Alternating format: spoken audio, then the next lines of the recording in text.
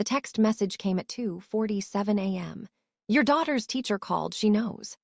Kang Min-ho stared at his phone, whiskey glass frozen halfway to his lips. In his world, when someone knew too much, they disappeared. But this woman, this Isabella Kingsley with her soft curves and defiant eyes, had looked at his blood-stained knuckles during parent-teacher conferences and asked if he needed ice. Not for his bruised hand, for his soul. He'd wanted to devour her whole. Welcome to K-fairytales Stories Besties. Please like, share, and subscribe. Min-ho had built his empire on 3 principles. Never apologize, never explain, and never let anyone see you bleed. The Seoul underworld whispered his name with the same reverence reserved for typhoons and other forces of nature. At 34, he controlled half the city's underground operations, laundered money through legitimate businesses that could survive any audit, and had enough blood on his hands to fill the Han River twice over. None of it had prepared him for Isabella Kingsley.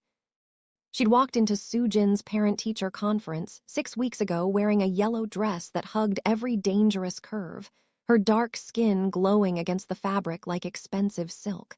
When she smiled, something in his chest had cracked open. He'd spent 2 decades perfecting his mask of ice and control. She'd shattered it in 11 seconds. Mr. Kang, your daughter is exceptionally bright, Isabella had said, her voice carrying a slight British accent that made his name sound like a promise. But she's struggling emotionally. The other children say she doesn't talk about her mother.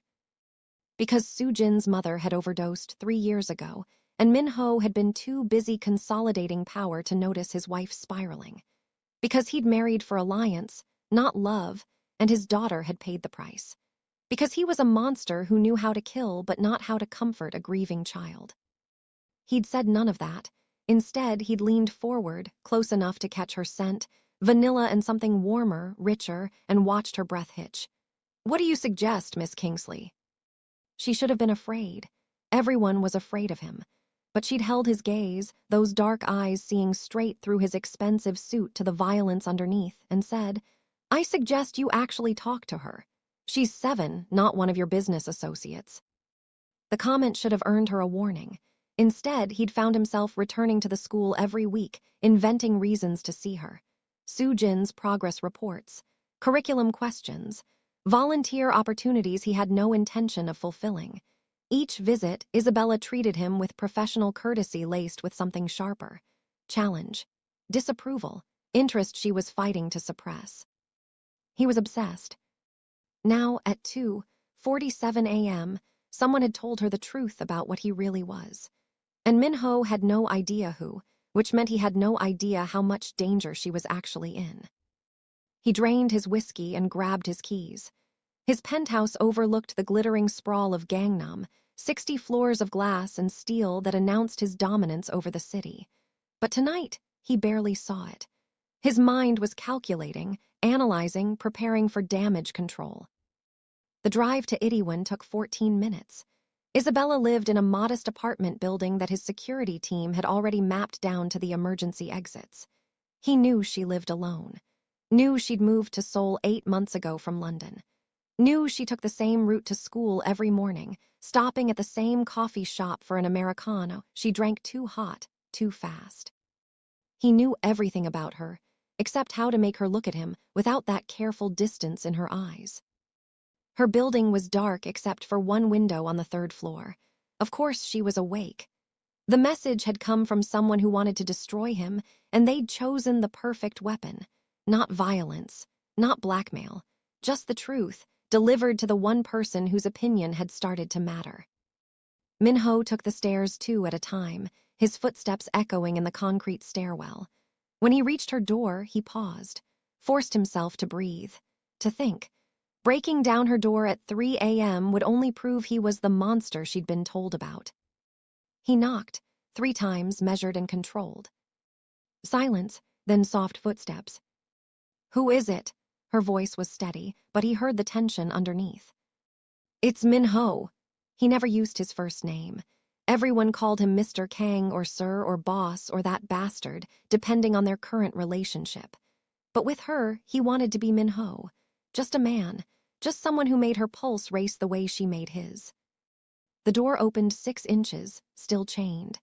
Isabella stood in the gap wearing an oversized t-shirt that fell to mid-thigh, her natural hair pulled into a messy bun, no makeup, completely devastating. Her eyes were red-rimmed but dry. She'd been crying, but she'd stopped. Somehow that was worse. "It's 3 in the morning," she said. "I know. You shouldn't be here." "I know that too." He kept his hands visible, non-threatening. Everything in him wanted to force his way inside, to cage her against the wall and make her listen, but he'd learned control in a hard school.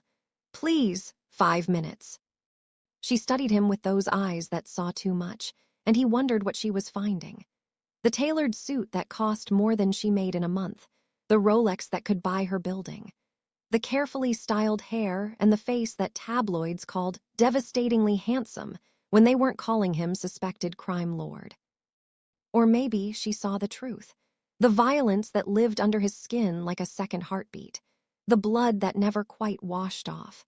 The man who'd killed his first person at 19 and hadn't stopped counting until the numbers became meaningless. 2 minutes, she said finally, sliding the chain free. He stepped inside, and her apartment swallowed him whole. It was nothing like his penthouse. Books everywhere, stacked on shelves and piled on the coffee table and scattered across the kitchen counter. Bright pillows on a worn couch.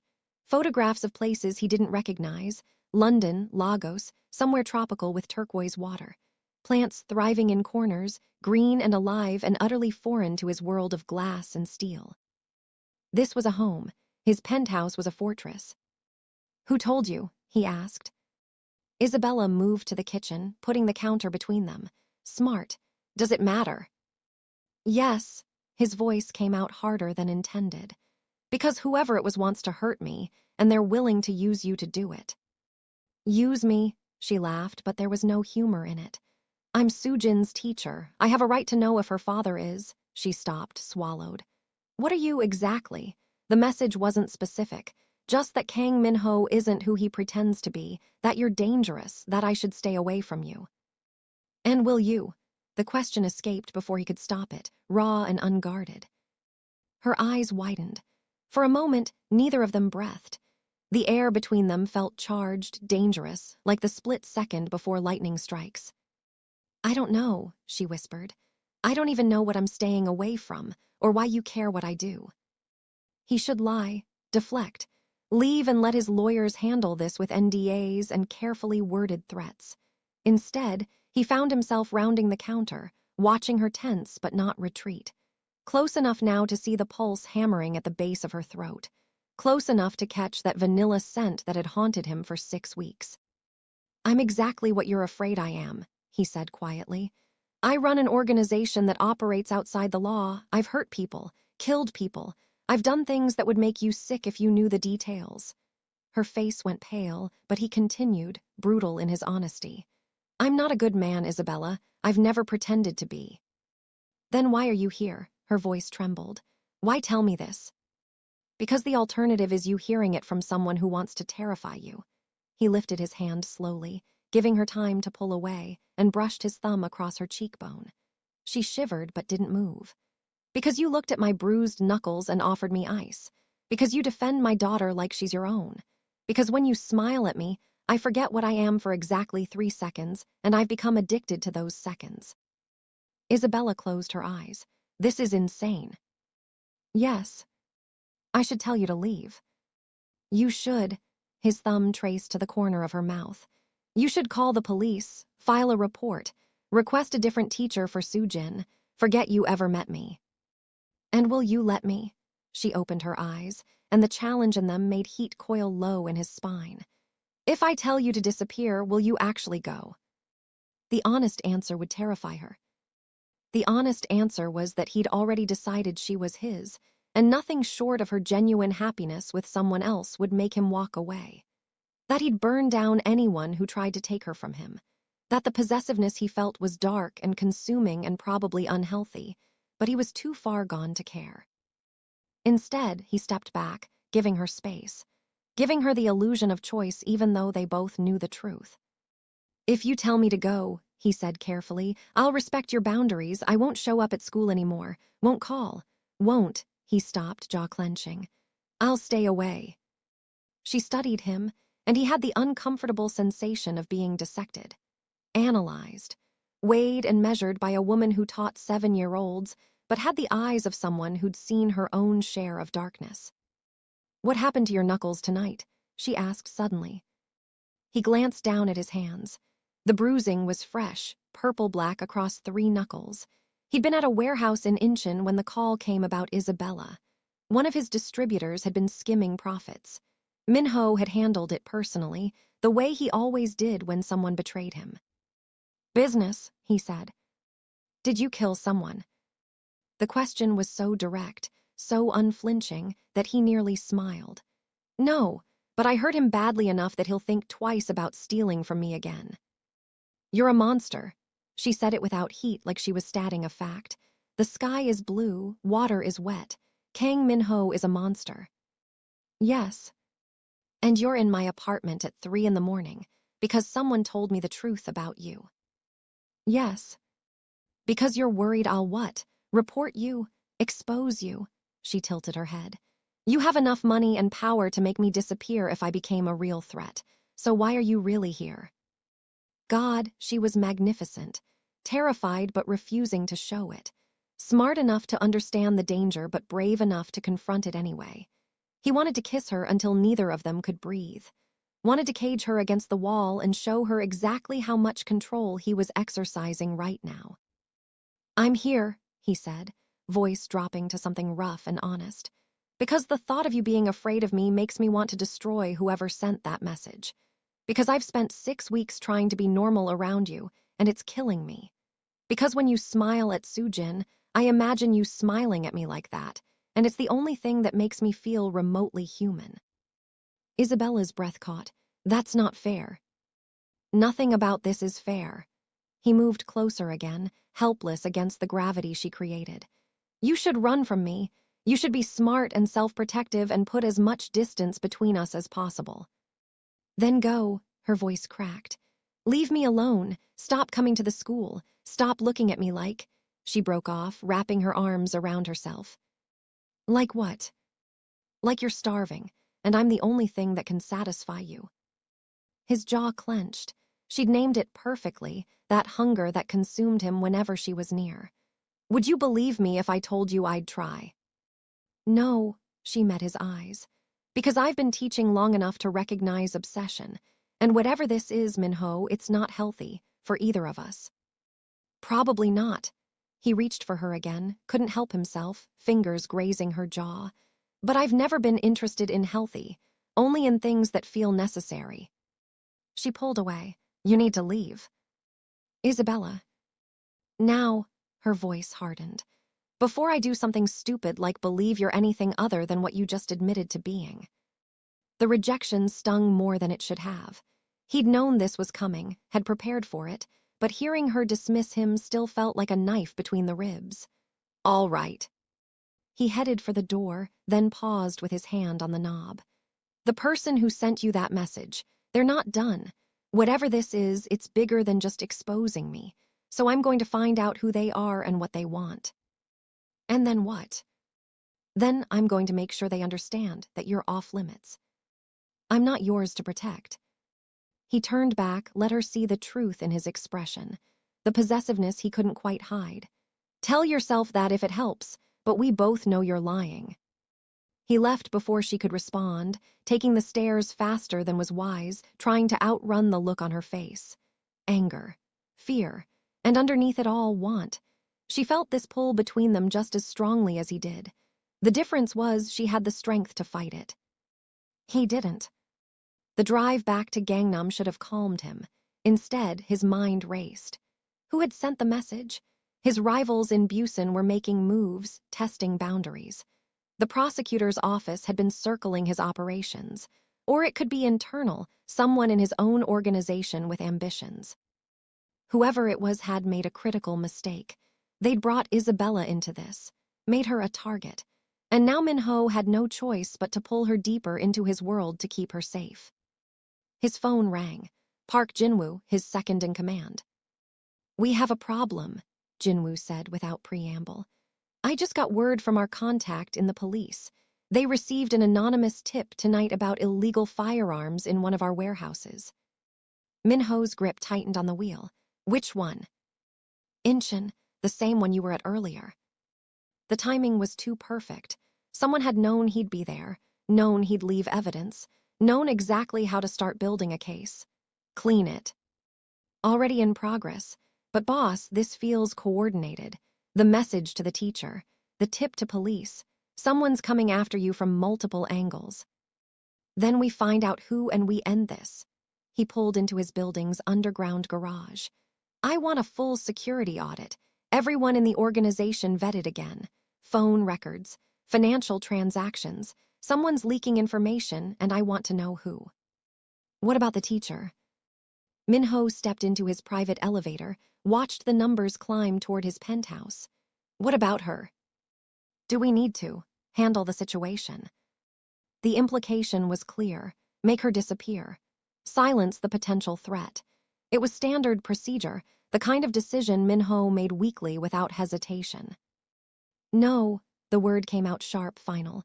She's not to be touched, is that clear? A pause. Yes, boss. I want protection on her. Subtle. She can't know. And I want to know everyone she talks to, everywhere she goes. If someone approaches her again, I want to know immediately. Understood. Minho ended the call and stepped into his penthouse. 60 floors above the city, surrounded by glass and steel and the trappings of power, he'd never felt more exposed. Because Isabella Kingsley had become a weakness, and in his world, weaknesses were exploited.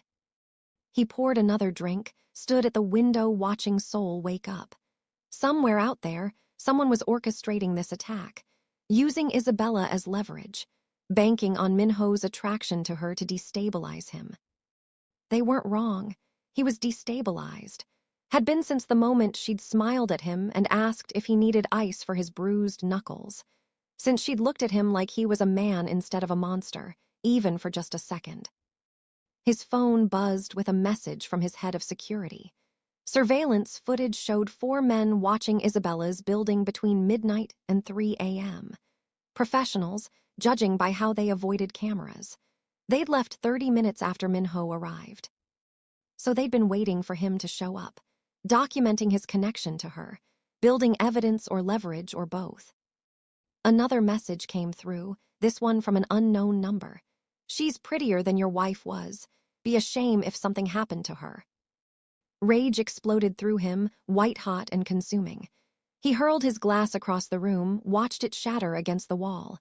Someone was threatening Isabella, directly, explicitly. That changed everything. He made 3 calls. The first to Jinwoo.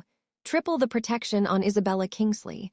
I want a team on her 24/7, armed, authorized to eliminate threats. The second to his head of intelligence. I want to know who sent this message, trace it, track it, I don't care what it takes. The third to his oldest contact in the Seoul underworld, a man who owed him more favors than either of them could count. Someone's making a move on me. I need to know who. Reach out to your network. Find out who's been asking questions about me, about my family, about anyone I care about. By dawn, he'd mobilized his entire organization. Resources that normally went toward expanding territory or laundering money were redirected to one goal: find the threat and eliminate it. And if that meant revealing to Isabella just how deep his obsession ran, just how far he'd go to protect her, then so be it. She already thought he was a monster. Might as well prove her right. His phone rang again. The school. He answered, already knowing what they'd say. Mr. Kang, this is Principal H. Wang. I'm afraid there's been an incident. Someone broke into Miss Kingsley's classroom last night, vandalized her desk, left a message. His blood ran cold. What did it say? A pause. It's disturbing. Perhaps you should come see for yourself. I'm on my way. He was already moving toward the door. Is Isabella there? She arrived 20 minutes ago. She's quite shaken. Of course she was there, despite the message, despite knowing what he was, despite every rational reason to stay away, she'd shown up for her students, for Soo-jin. For him, whether she'd admit it or not. Minho made it to the school in 12 minutes, breaking at least 6 traffic laws. He found Isabella in her classroom, standing in front of her desk with her arms wrapped around herself, staring at words spray-painted across the whiteboard in red. MONSDRS don't get happy endings. She turned when he entered, and the look on her face nearly brought him to his knees. Scared, angry, but underneath it all, relief that he was there. I called the principal, she said, voice steady despite the fear in her eyes. Not you. How did you? He called me. Minho crossed the room, unable to stop himself from reaching for her. His hands found her shoulders, felt her trembling. Are you hurt? No, she gestured at the board helplessly. This is about you, isn't it? About us. Someone's watching us. Yes, no point in lying now. Someone's been watching for a while. The message you got last night was just the beginning. The beginning of what? A war. He pulled her closer, breathed in her scent, let it ground him. Someone wants to destroy me, and they've decided you're the way to do it.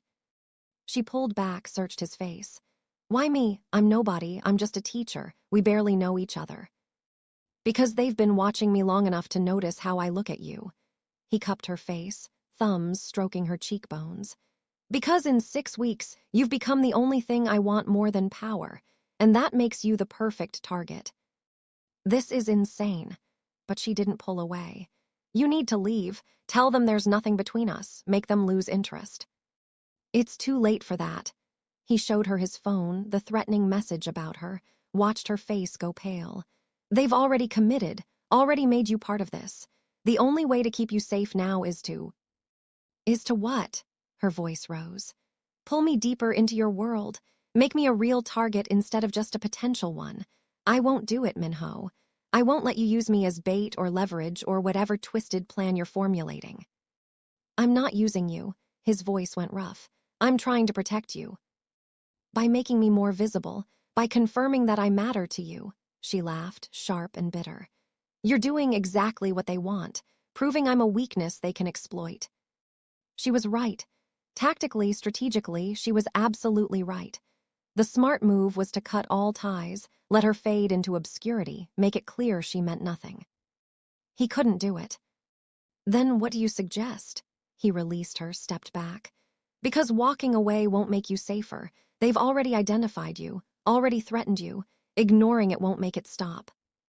Isabella closed her eyes, and he could see her thinking, processing, trying to find a solution that didn't involve him or his world or the violence that followed him like a shadow. I could leave, she said finally.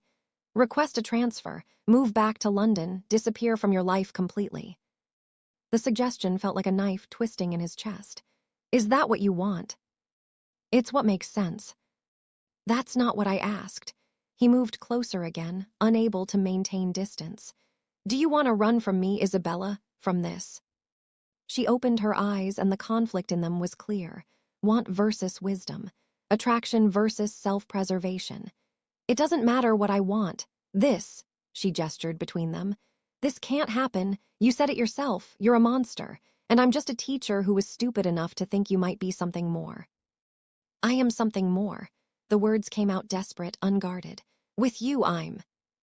What? Less of a killer? Less of a criminal? She shook her head. You don't get to be redeemed by me, Minho. I'm not your salvation. I'm just someone who got caught in your orbit, and now I'm paying the price.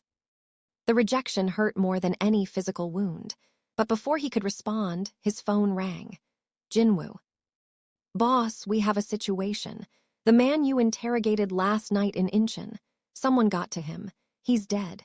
Made to look like suicide, but our coroner says it was murder. Minho's jaw clenched. When? Sometime between 4 and 6 a.m. Whoever did it knew exactly where he was being held, which means... We have a leak. He glanced at Isabella, saw her watching him with wary eyes. I'm coming in.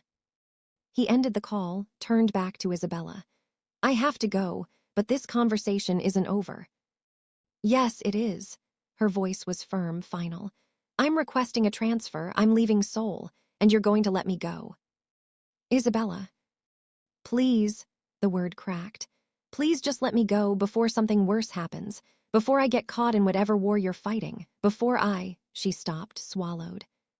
Before what? She met his eyes, and the truth in them stole his breath. Before I fall for you completely and lose myself in the process. The admission hung between them, fragile and devastating. She felt it too. This pull. This impossible, irrational, dangerous attraction. And she was smart enough to recognize it would destroy her. He should let her go.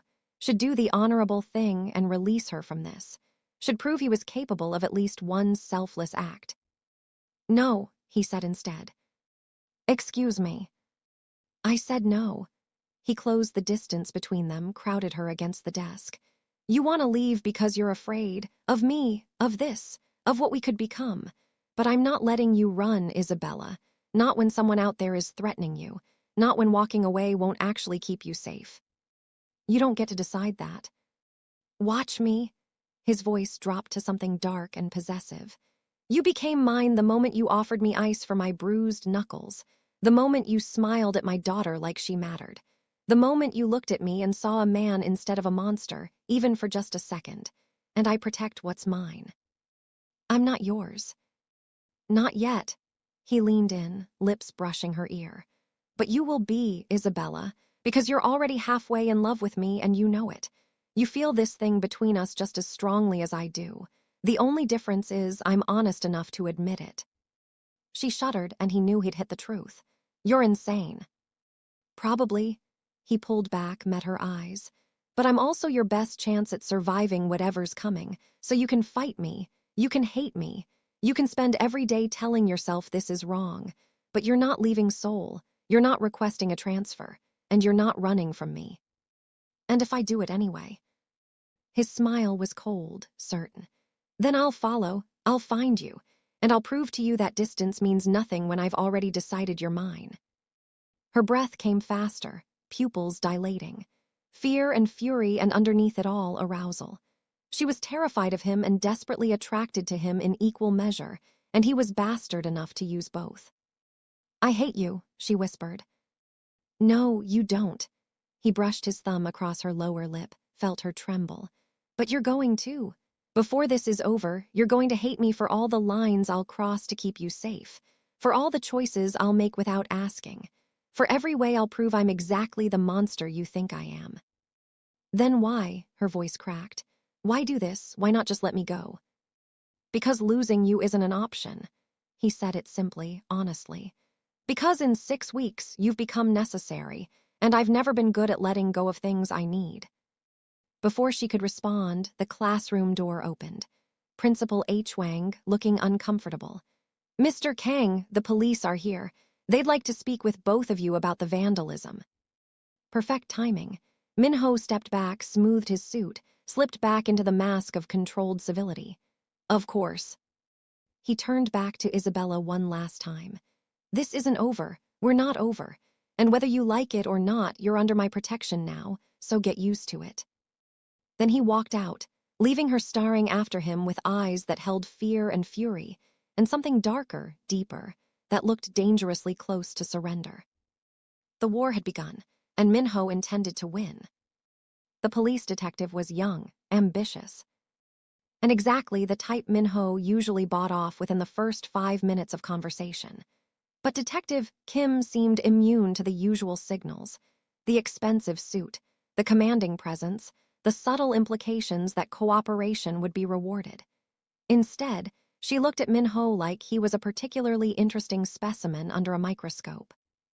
Mr. Kang, you're here quite early for someone who isn't family, Detective Kim said, notepad open. The incident was reported at 7:30. You arrived at 7:42. That's remarkably quick. Principal H. Wang called me, Minho said smoothly. My daughter is in Miss Kingsley's class. Naturally, I was concerned.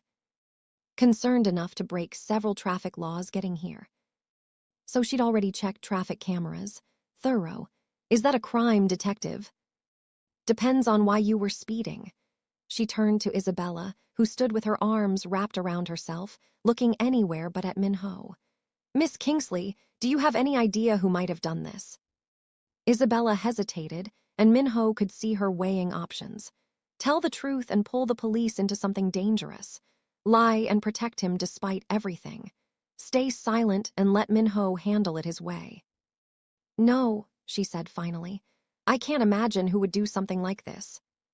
The lie was visible in every tense line of her body, but Detective Kim didn't push. Yet. And the message on your phone last night, the anonymous one warning you about Mr. Kang. You reported that, yes. Minho's eyes narrowed. Isabella had reported it. That was either very smart or very stupid, depending on what Detective Kim did with the information. I did, Isabella said. I thought it was a prank, but now. Now you're wondering if it's connected to this. Detective Kim gestured at the spray-painted message. Monsters don't get happy endings, interesting phrasing, personal, like someone knows you, Mr. Kang, knows what you are. The implication was clear. Detective Kim suspected him, not of the vandalism, but of being exactly what the message suggested, a monster. I run several businesses, Minho said, voice cool. Success breeds jealousy, enemies, I'm sure you understand. Oh, I understand perfectly. Detective Kim's smile was sharp. I've been investigating your businesses for 6 months, Mr. Kang.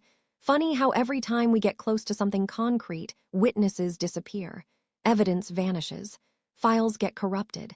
It's almost like someone's always one step ahead. So that was the game. The police weren't just responding to vandalism. They were using it as an excuse to get closer to him, to Isabella, to whatever connection they suspected existed.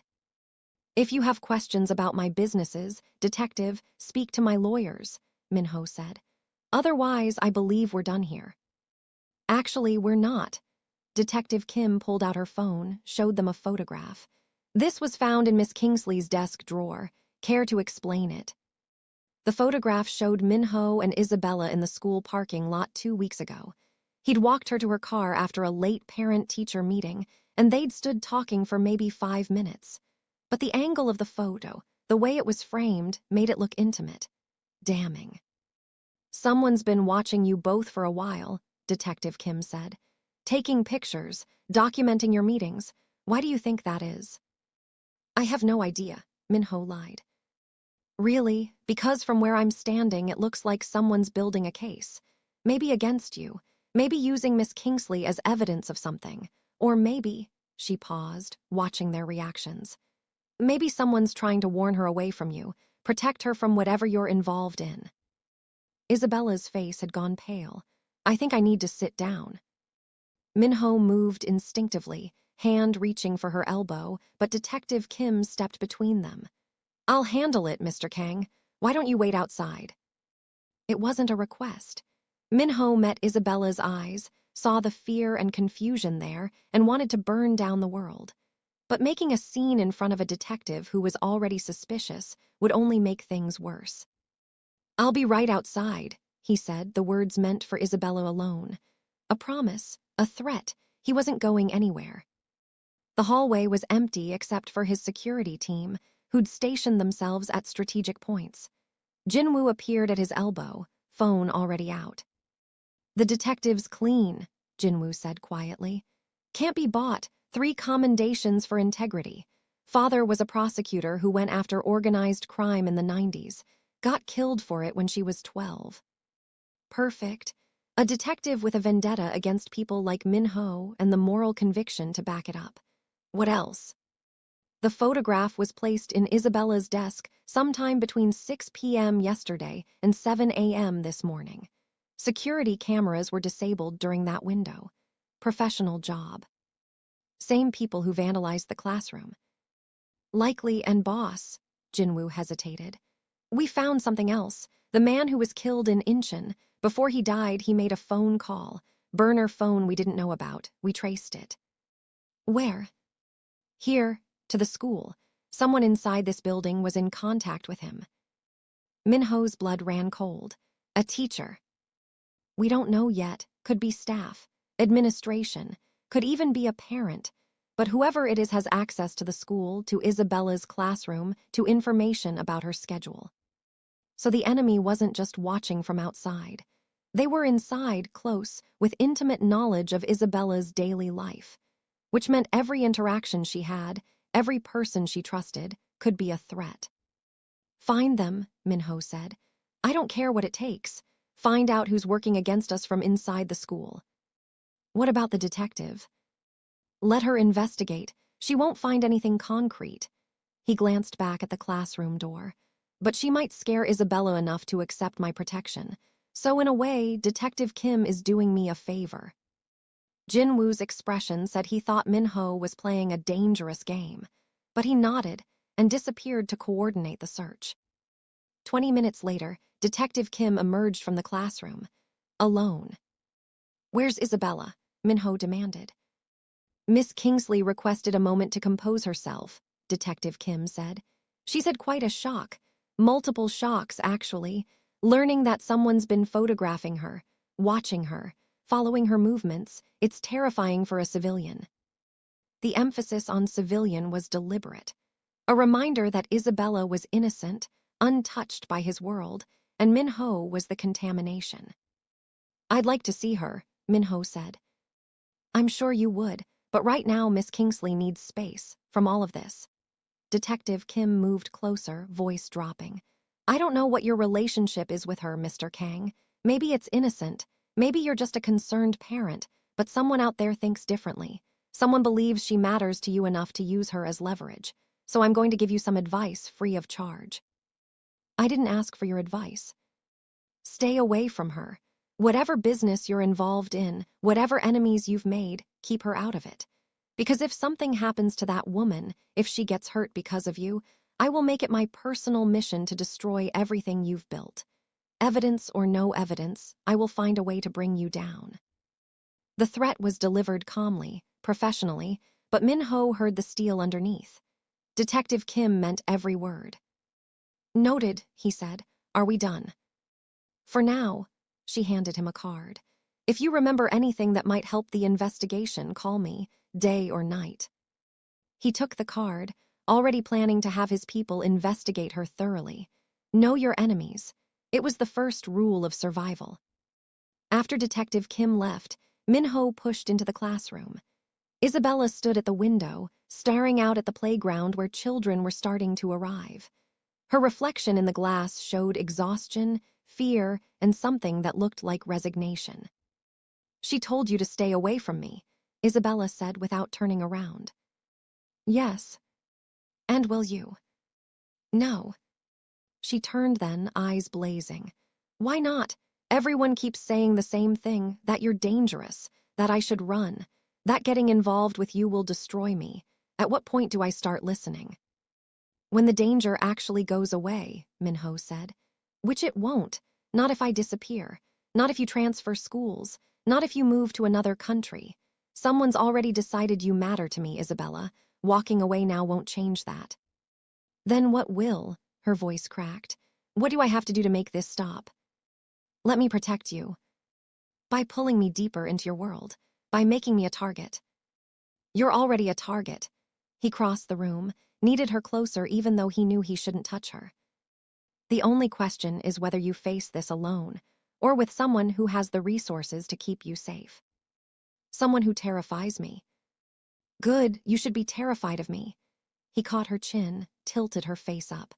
But you should be more terrified of whoever's out there, watching you, threatening you, willing to burn down your life to get to me. Because I might be a monster, Isabella, but at least I'm a monster who wants to keep you alive. She pulled away, putting distance between them. I can't do this. I can't be with someone who what? Kills people, breaks laws, operates outside morality. He laughed, harsh and bitter. You knew what I was the moment I walked into your classroom with blood on my knuckles. You've known all along. The only difference is now you can't pretend otherwise. That's not fair. None of this is fair. He stalked toward her, watched her retreat until her back hit the wall. You want fair. Fair is you being a normal teacher with a normal life, dating normal men who bring you flowers and take you to dinner and bore you to tears with their normalcy. But that's not what happened. You met me, and I saw you. And now we're both trapped in this, whether we like it or not. We're not trapped. We can still. Can we? He braced his hands on either side of her head, caging her in. Can you honestly tell me you feel nothing when I'm this close? That your heart isn't racing? That you're not thinking about what it would feel like if I kissed you right now? Her breathing hitched, pupils dilating. Minho. Say it. Tell me you feel nothing, and I'll walk away. I'll disappear from your life completely. Tell me I'm wrong about this thing between us. She opened her mouth, closed it. Her hands came up, pressed against his chest, but she didn't push him away. Just held him there, feeling his heartbeat thunder against her palms. I can't, she whispered finally. I can't tell you I feel nothing, but that doesn't mean this is right. It doesn't mean we should. He kissed her. It wasn't gentle, wasn't sweet or careful or any of the things a first kiss should be. It was desperate and consuming, and 6 weeks of wanting compressed into a single moment of contact.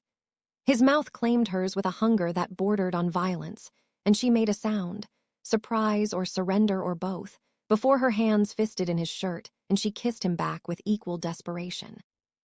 She tasted like coffee and something sweeter, and Minho wanted to devour her whole. Wanted to push her against the wall and show her exactly how much control he'd been exercising for 6 weeks. Wanted to strip away every barrier between them until she understood she was his, completely and irrevocably his. But they were in a classroom, where students would arrive in 20 minutes, where Detective Kim might return, where anyone could walk in and see them and confirm every suspicion about their relationship. He pulled back, breathing hard, forehead resting against hers. Tell me that meant nothing. Isabella's eyes were closed, lips swollen from his kiss, chest heaving. It meant everything, and that's the problem. Before he could respond, his phone rang. Jinwoo. He considered ignoring it, but his second-in-command never called unless it was critical. What?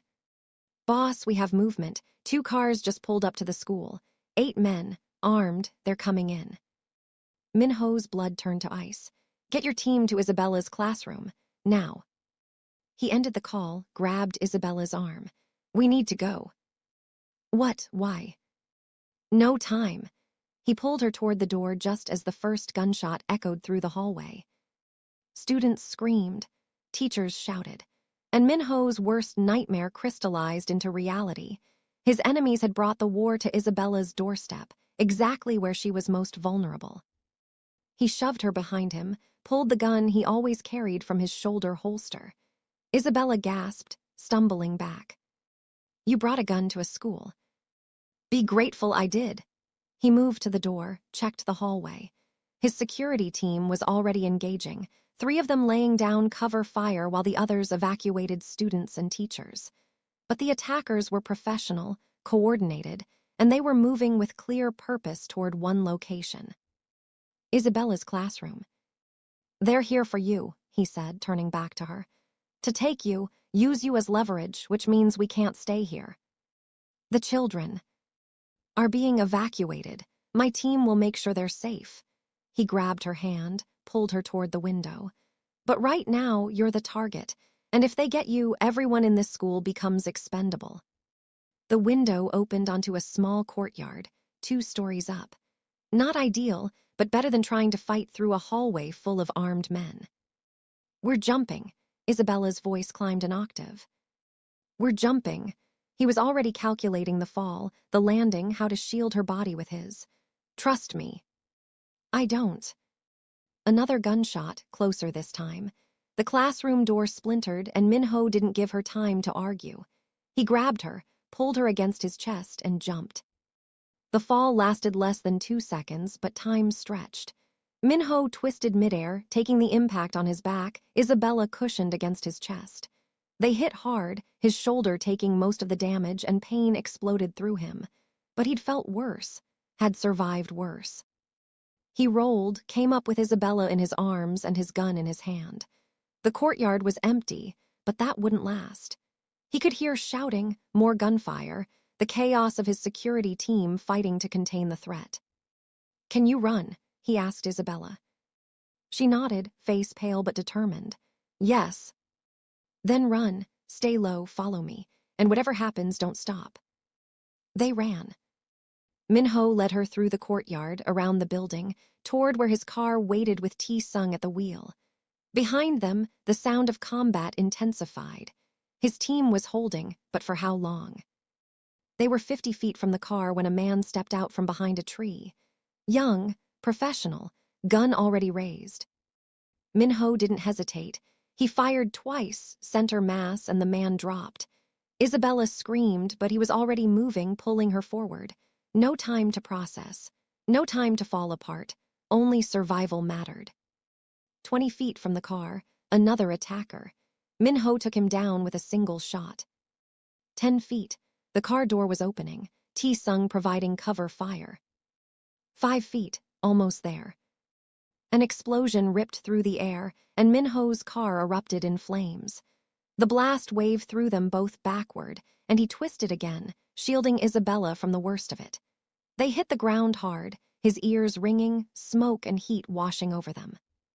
T-Sung, his driver, his friend for 15 years, was dead, incinerated in the explosion.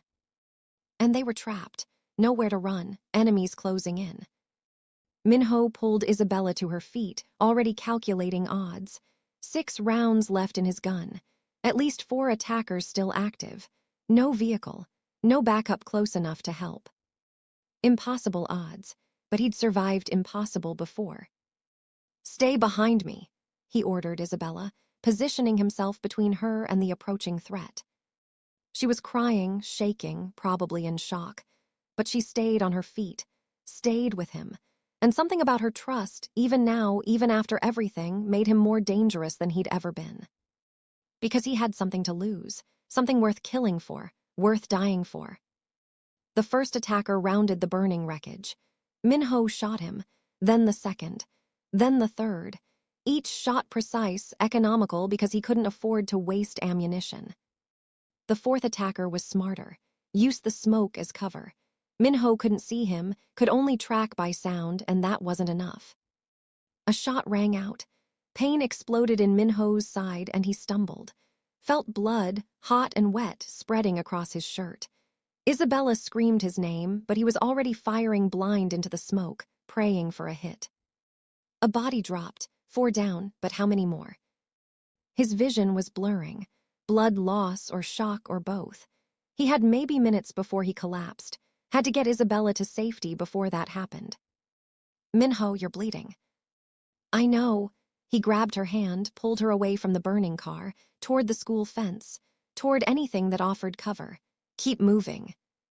They made it 10 feet before he heard it, the distinctive click of a gun being cocked, behind them. Minho turned, raised his own weapon, but he was too slow. The blood loss was affecting his reflexes. The shot was already coming.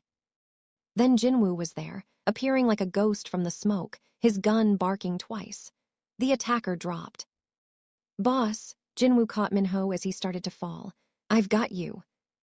"Isabella," Minho gasped. "Get her out of here." "Both of you, car's 2 blocks away." Jinwoo was already moving. Half carrying Minho, motioning for Isabella to follow. They ran through smoke and chaos, leaving behind a school that would never be the same. Leaving behind T-Sung's body. Leaving behind any pretense that this war could be contained or controlled.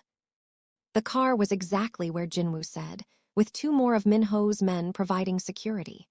They piled in, Jinwoo shouting orders, and the car peeled away from the curb.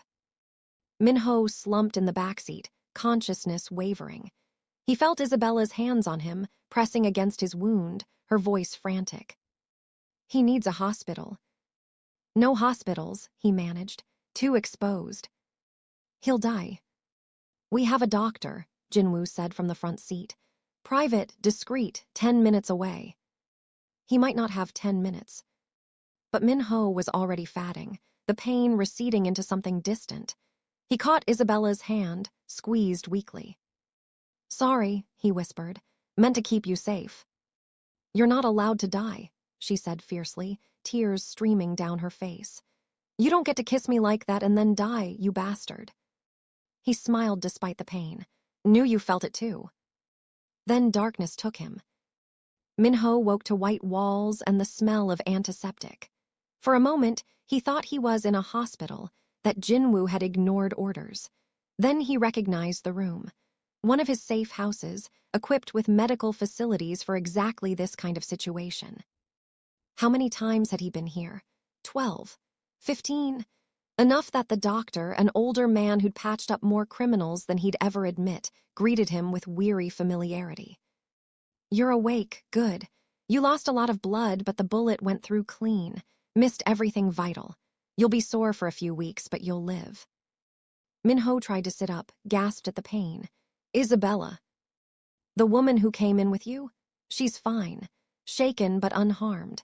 She refused to leave while I worked on you. Insisted on staying despite my colleague trying to sedate her for shock." So she was safe. Minho let that knowledge settle, let the knot of fear in his chest loosen fractionally. "Where is she now?" "Next room, asleep finally. She was exhausted." Minho forced himself upright, ignoring the doctor's protests. Every movement sent fire through his side, but he'd lived with worse. He needed to see her, needed to confirm with his own eyes that she was whole and safe and still breathing. The next room was smaller, darker. Isabella lay curled on a couch, still wearing her blood-stained clothes, his blood, her face peaceful in sleep. Someone had put a blanket over her, and she clutched it like a child. She looked impossibly young, impossibly vulnerable, and utterly out of place in his world of violence and death. Jinwoo appeared at his elbow. The school attack was coordinated with the car bomb. They wanted her, boss, specifically her. The rest was just distraction. "How many did we lose?" "T-Sung, 2 security personnel, 3 civilians caught in crossfire." Jinwoo's voice was flat, professional, but Minho heard the grief underneath. T-Sung had been with them since the beginning. 6 students injured, none critically. Teachers are traumatized but alive. "And the attackers?" "All dead. You got 4, I got 2, our team got the rest." Jinwoo paused. "We took 1 alive, barely. He's being questioned now." "By questioned, you mean?" "Whatever it takes to make him talk. Yes." Minho nodded. This was his world. Brutal, efficient, morally bankrupt. And Isabella was sleeping 20 feet away, covered in evidence of it. "She asked about you," Jinwoo said quietly. "While the doctor was working, wanted to know if you'd survive. When I said yes, she cried. Then she demanded we tell her everything. Who we are, what we do, why someone would attack a school to get to her." "And what did you tell her?" "The truth." Jinwoo met his eyes. "That you run one of the largest criminal organizations in Seoul. That you've killed more people than either of us can count. That you're wanted by 3 different international agencies and half the local police force. That loving you will probably destroy her." "You had no right." "She had a right to know." Jinwoo's voice hardened. "You dragged her into this, boss. You made her a target because you couldn't control yourself around her. The least she deserves is honesty." He was right. Minho knew he was right, but hearing it still felt like a knife between the ribs. "How did she react?" "She called you a monster, said she hated you. Then she demanded to stay until she knew you'd survive." Jinwoo shook his head. "She's in love with you, and she's terrified of what that means." "I never asked her to love me." "No, you just made it inevitable." Jinwoo pulled out his phone, showed Minho surveillance footage. "The man we captured, he talked.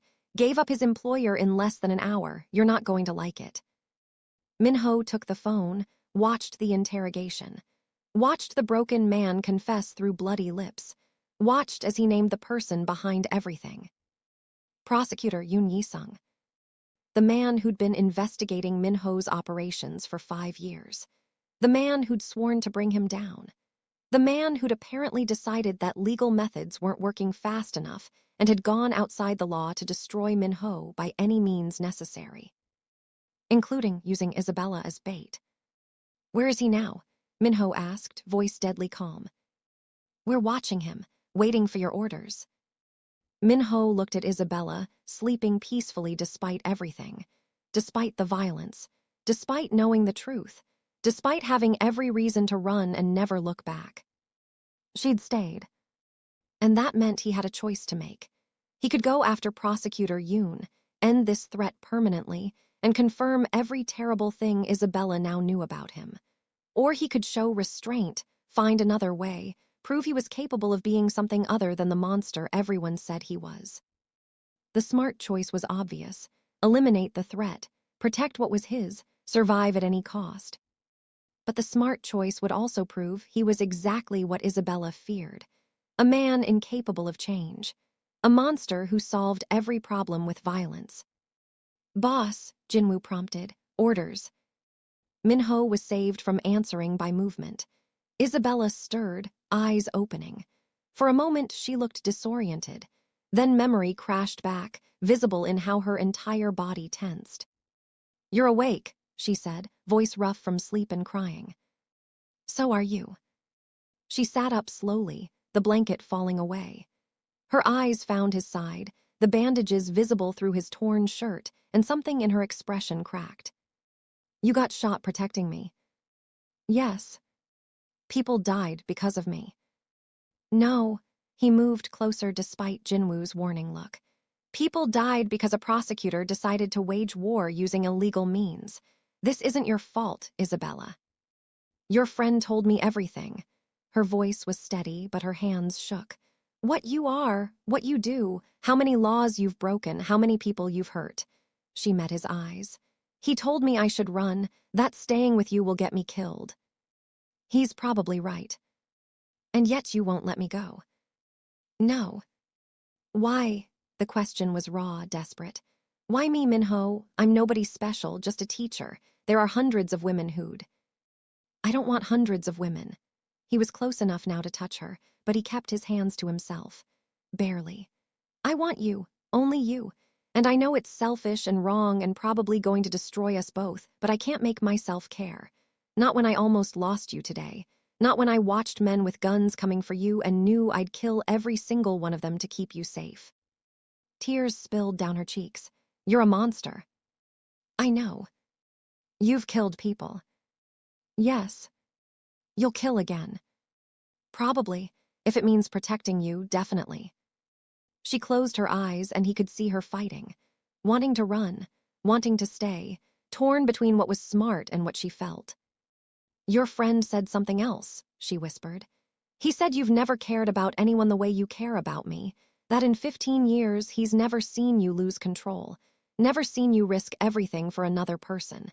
He said I have power over you, real power, the kind that could get you killed." "Jinwoo talks too much." "Is it true?" Minho reached out, cupped her face, thumbs wiping away her tears. "Yes, it's true. You have more power over me than anyone ever has. And it terrifies me, because caring about you makes me vulnerable in ways I've spent my entire life avoiding." "Then let me go, for both our sakes." "I can't." The admission cost him, but she deserved honesty. "I've tried. Every rational part of me knows I should walk away, let you live your life, find someone normal and safe and good. But I'm too selfish, Isabella, too obsessed, too far gone to do the right thing."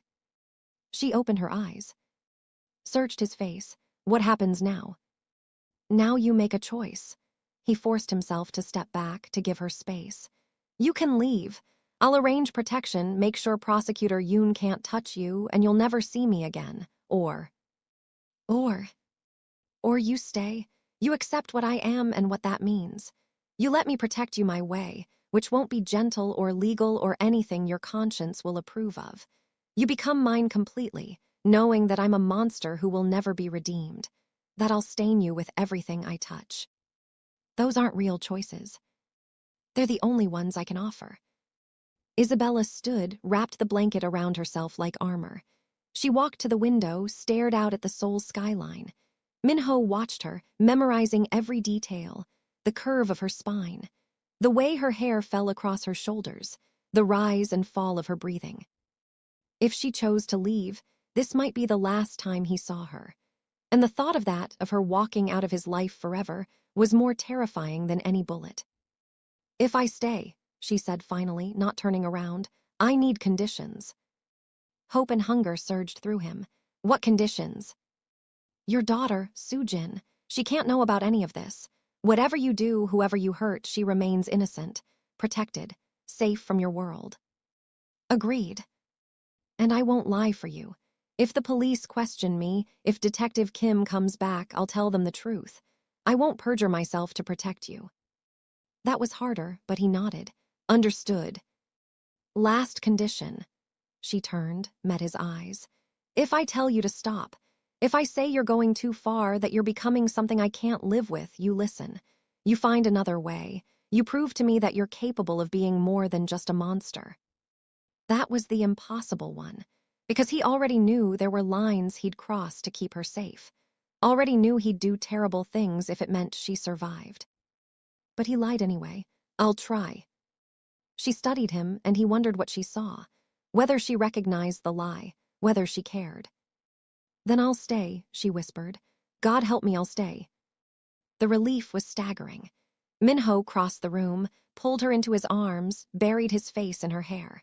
She was trembling, or maybe he was, or maybe they both were, holding each other like the world was ending and they were the only two people left. I'm going to destroy you, he said against her temple. You know that, right? I know, her arms tightened around him, but maybe I'll destroy you first. He laughed despite everything. Maybe you will.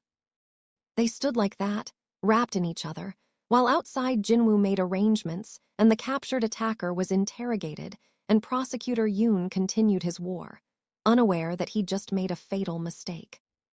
Because Isabella had chosen Minho, had accepted what he was, and that meant Minho no longer had to hold back, no longer had to show restraint, no longer had to prove he was anything other than exactly what he'd always been. A monster, her monster, and heaven help anyone who tried to take her from him now. Isabella woke to the sound of Minho giving orders in rapid Korean, his voice cold and precise in a way that made her stomach twist.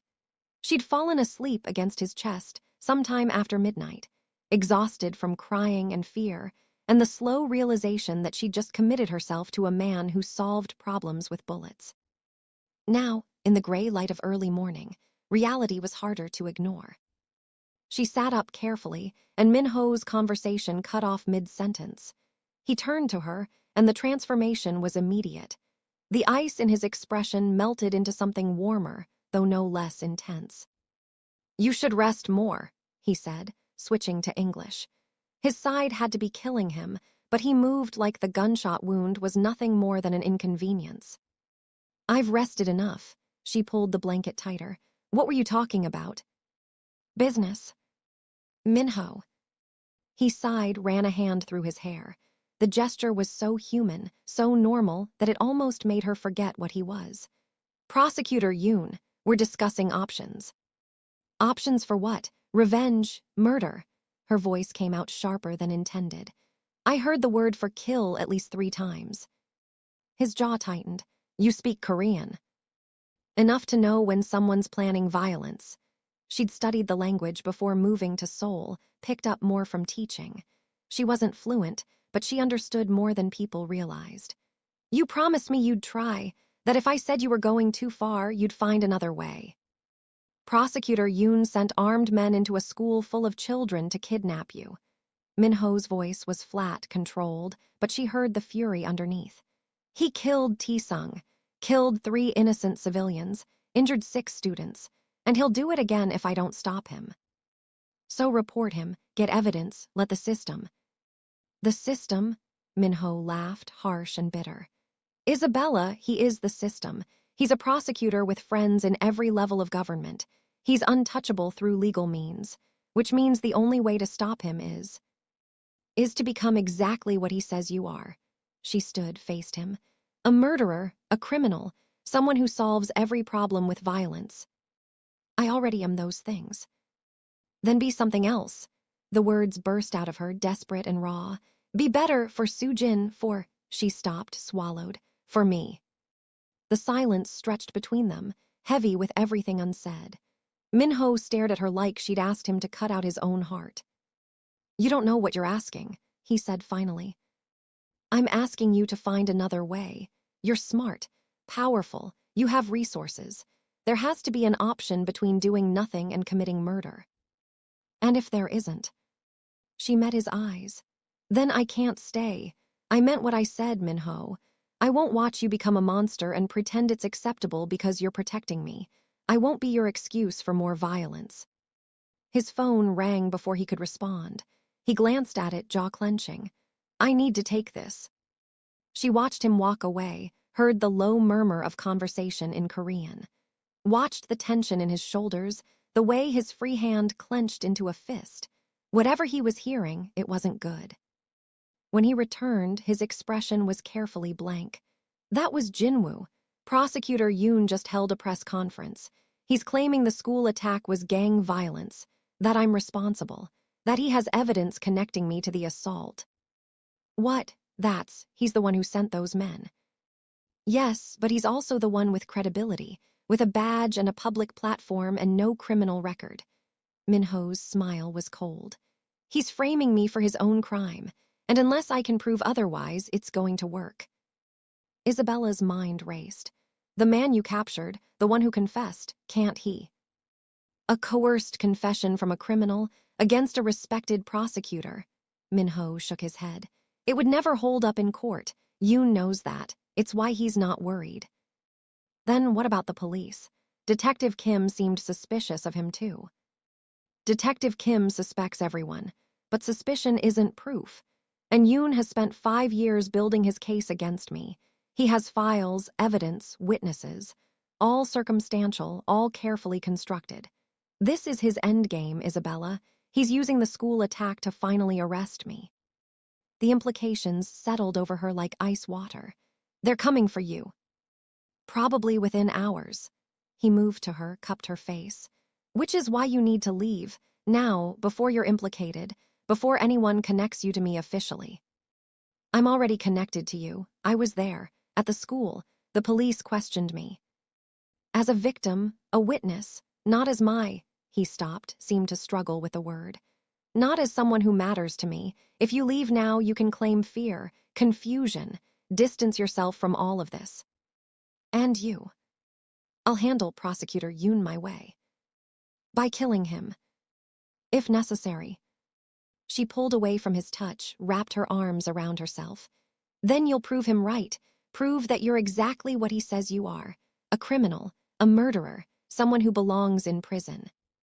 I've belonged in prison for 15 years, Isabella. The only difference is whether I go willingly or in a body bag. His voice was calm, accepting, like he'd made peace with this outcome long ago. I've always known how this would end.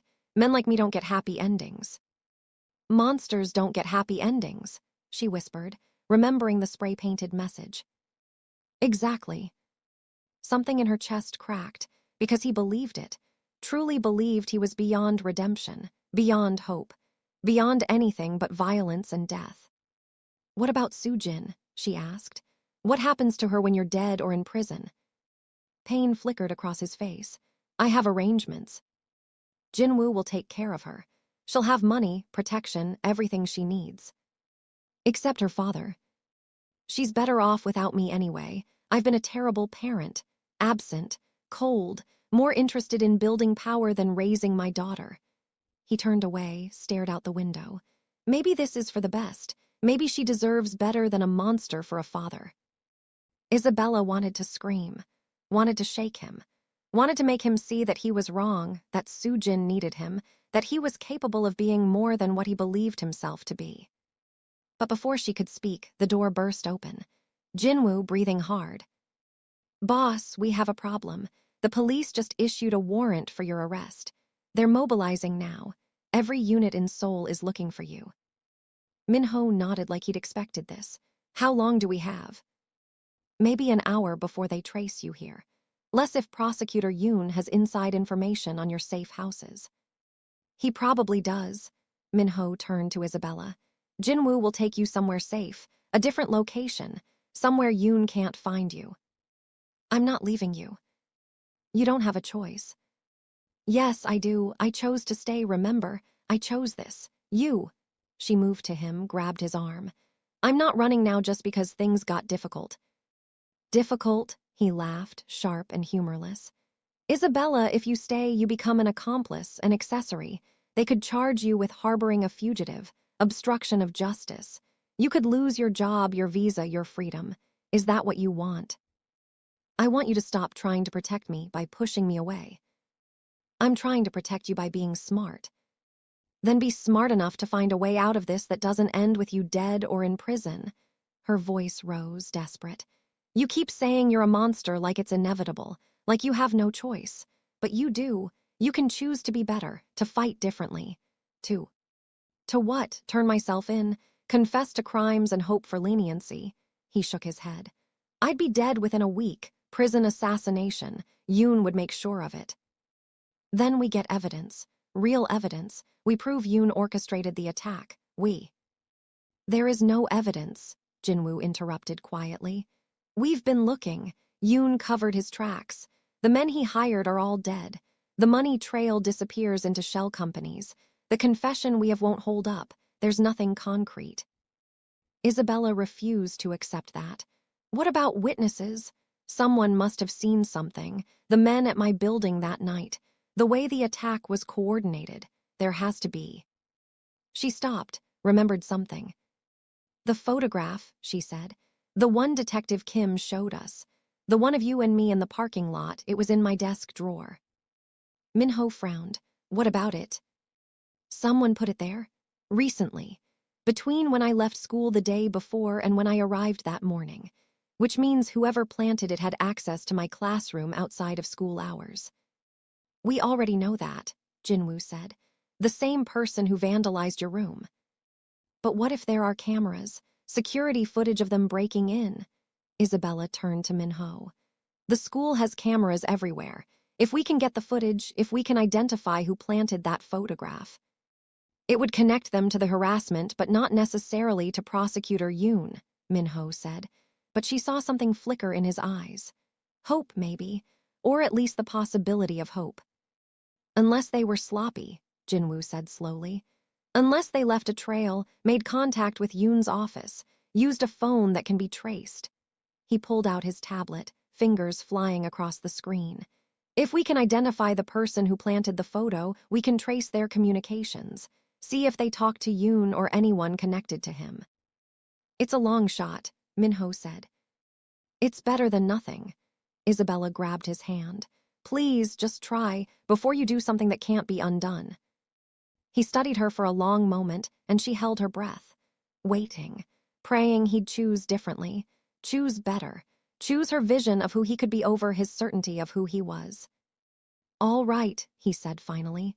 We try it your way first. But Isabella, if this doesn't work, if we can't find evidence, then I'm handling Prosecutor Yoon my way. Understood? It wasn't the unconditional promise she wanted, but it was something, a compromise, a chance. Understood, she said. Jinwoo was already on the phone, coordinating with their tech specialist. I'm sending someone to the school now. They'll hack the security system, pull footage from the last 72 hours. Detective Kim might have already requested it, Isabella said. Then we'll get it before she does. Jinwoo glanced at Minho. Boss, you should know, the media is going crazy. Your photo is everywhere. The school attack is headline news. Parents are terrified. The school board is demanding answers. What about Soojin? Minho's voice was tight. Safe. I have her at a secure location with round-the-clock protection. She thinks it's a special vacation. She doesn't know about the attack or the warrant or any of this. Relief flickered across Minho's face. Good, keep it that way. Isabella's heart ached watching him. For all his violence, all his crimes, his daughter was his one pure thing, his one chance at redemption. We should move, Jinwoo said. This location is compromised. I have another safe house ready, farther from the city, harder to track. They packed quickly, what little they had. Isabella was still wearing yesterday's blood-stained clothes. Someone, probably Jinwoo, had brought her a change of clothes, simple jeans and a sweater that fit well enough. As she changed in the bathroom, she caught her reflection in the mirror. She looked exhausted, traumatized, like someone who'd survived a war. Maybe she had. When she emerged, Minho was waiting by the door, and the look on his face when he saw her, relief and hunger and something softer, made her breath catch. Ready? He asked. No, but let's go anyway. The drive to the new safe house took 90 minutes, Jinwoo taking a route so circuitous Isabella lost track of where they were. They passed through neighborhoods she didn't recognize, industrial areas that looked abandoned, finally pulling up to a traditional hanok house hidden behind high walls. No one knows about this place except me, Jinwoo said. Not even our security team. You'll be safe here. The house was beautiful in an austere way. Traditional architecture with modern amenities. A small garden with a koi pond. Rooms that felt peaceful despite the circumstances.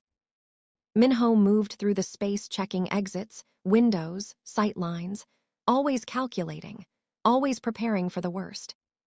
Isabella found herself in the kitchen, staring at nothing, trying to process everything that had happened in the last 24 hours. The threats, the attack, the kiss, the choice to stay.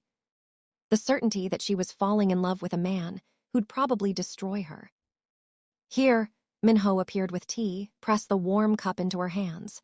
You should eat something too. I'm not hungry. You haven't eaten since yesterday morning. You need.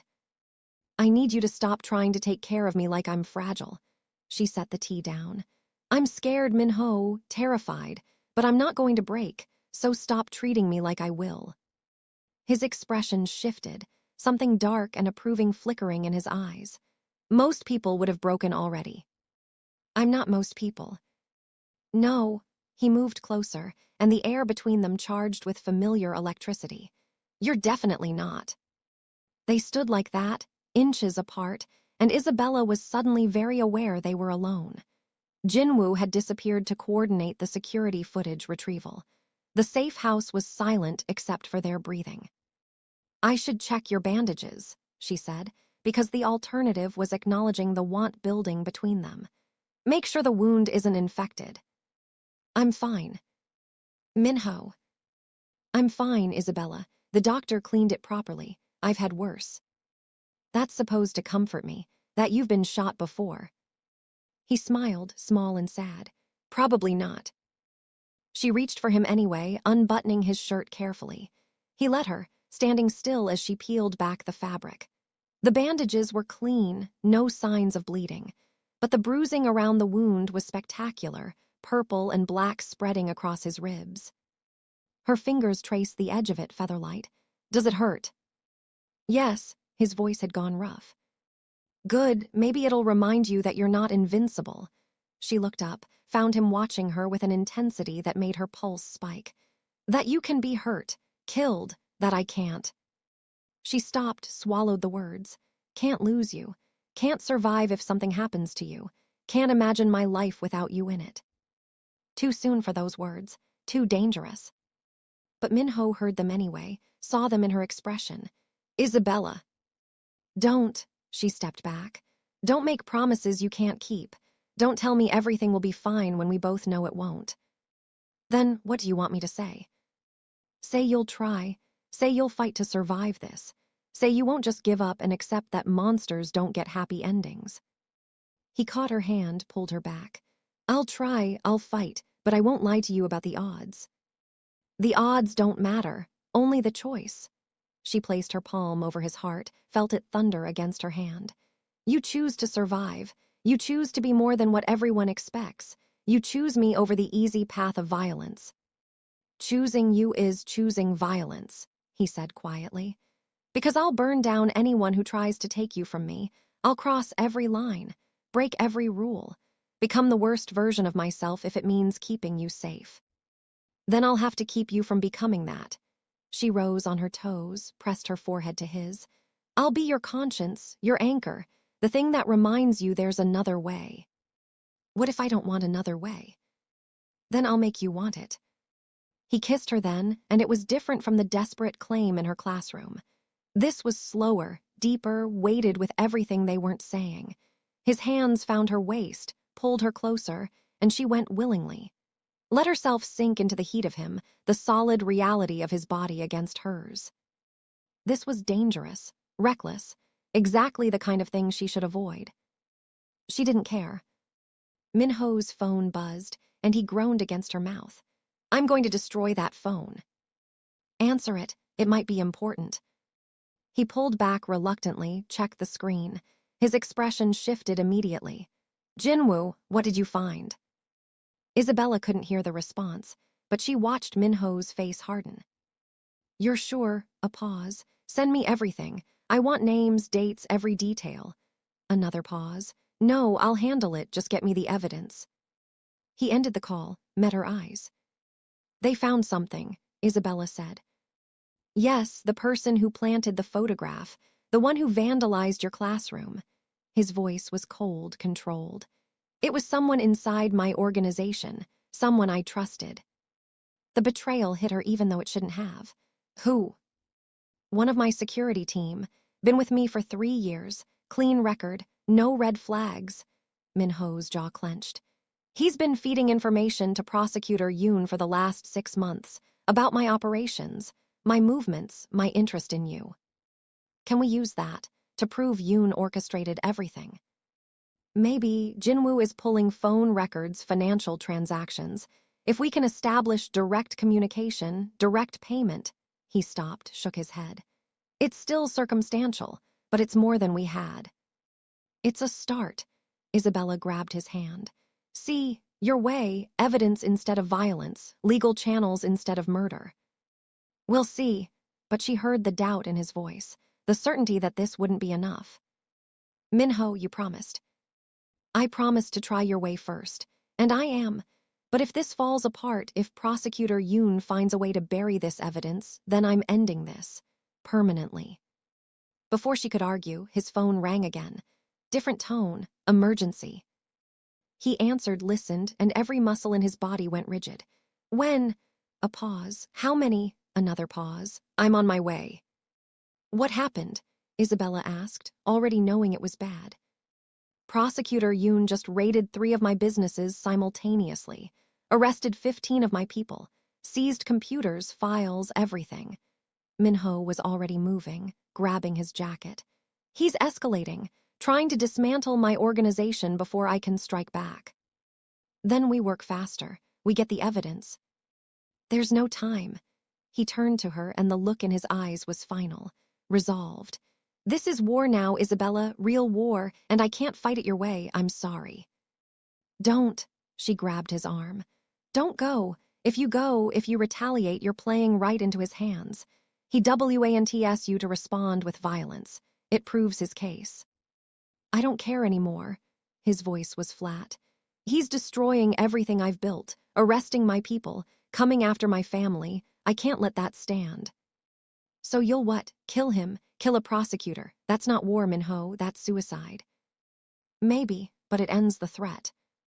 And makes you the monster he says you are. She was crying now, desperate. Please, give the evidence one more day. Let Jinwoo finish the investigation. Let me help. Just don't throw your life away because you're angry. I'm not angry. He cupped her face, thumbs wiping her tears. I'm protecting what's mine. There's a difference. By destroying yourself. If necessary. She saw it then. The resolve, the acceptance. He'd already decided, already chosen his path, and nothing she said would change his mind. Then I can't stay, she whispered. He froze. What? I told you my condition. If you go too far, if you become something I can't live with, I walk away. She pulled free of his grip. And this, planning to murder a prosecutor, that's too far, Minho. That's the line I can't cross. Isabella. I meant it, all of it. I'll stay if you try to be better, but I won't watch you commit suicide and pretend it's heroic. She was shaking, terrified and heartbroken and furious all at once.